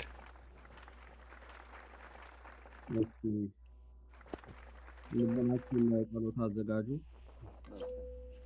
በስመ አብ ወወልድ ወመንፈስ ቅዱስ አሐዱ አምላክ አሜን። አቤቱ ቅዱስ ቅዱስ ቅዱስ ተብለህ የምትመሰገን የምትመለክ የሕይወት ቃል ያለህ ከመቃብር በላይ የገነን የምትገኝ የማትጣጣ የተስፋ አምላክ የሚጠቅመንን በሕይወታችን የምታከናውንልን በበረከትህ የምታበዛን ከነ ድካማችን የቀረብከን መላቅታችንን ያልታዘብከን የማትደፈር ግሩም ሆነ በሰማያት የምትመሰገን የማትገኝ ልዑል የማትዳሰስ ሰዓት ሕይወታችን መዓዛ የተግባራችን ፍጻሜ ሕይወታችን ከማንነታችን በላይ የሆንክ እግዚአብሔር ሆይ እናመሰግንሃለን። ከራሳችን ስህተት እንድትታደገን እንለምንሃለን። ስህተት እንድታድነን እንለምንሃለን። የእንደገና አምላክ እንድትሰራን እንለምንሃለን። ክብርህ እንዳልፈን በጽድቅ ታማኝ እንድታረገን ብርሃንህን በክብርህ እንድታሳየን ቸርነትን ጸጋህን በረከትን እንድታበዛልን ቤተክርስቲያናችንን ክብሯን እንድትመልስልን መጥፋችንን ዳርቻ እንድታደርገው በክንፍ መዘርጋት እንድትጋርደን ደጅህን በምህረት እንድትከፍትልን እንማጸናለን። ቸር ጌታ እግዚአብሔር ሆይ ረድኤትህ በረከት እንዳይለየን እርስ በርስ መለያየታችንን እንደ ባቢሎናውያን ቋንቋችን መደበላለቁን እንድታደርግልን ዘንድ በጽድቅ በምህረት በፍቅር በአንድነት በመተሳሰብ በመቅደስ እንድንቆም ከአንገት በላይ ሳይሆን ከልብ ሆነን እንድናመልክህ ቸርነትህ እንዲረዳን መልአክህን ቅዱስ ሚካኤል እንድትልክልን አምላክ ቅዱስ ሚካኤል እንዳትለየን እንድትረዳን እንማጸናለን። ደጉ መልአክ ሩሩ መልአክ ቸሩ መልአክ ቅዱስ ሚካኤል ቤት እንድትሰራ ክፉን ሁሉ እንድታረቅ በጎ እንድታቀርብ እንማጸናለን። ሁላችንም ያንተ ልጆች ነን። በስምህ ተሰብስበናል። በስምህ ታጸናን ዘንድ ጸጋህን ታበዛልን ዘንድ ምሕረትህን ትሰጠን ዘንድ አሸናፊው ስምህን እንዲያልን እንጠራዋለን። አባታችን ሆይ ፈቃድህ በሰማይ እንደሆነች እንዲሁም በምድር ትሁን። የዕለት እንጀራችንን ስጠን ዛሬ፣ በደላችንን ሁሉ ይቅር በለን እኛም የበደሉንን ይቅር እንደምንል፣ አቤቱ ወደ ፈተና አታግባን ከክፉ ሁሉ አድነን እንጂ መንግስት ያንተ ናትና ኃይል፣ ክብር፣ ምስጋና ለዘላለሙ አሜን። እመቤታችን ሰላምታ ሰላም እንልሻለን። በሐሳብሽ ድንግል ነሽ፣ በሥጋሽም ድንግል ነሽ።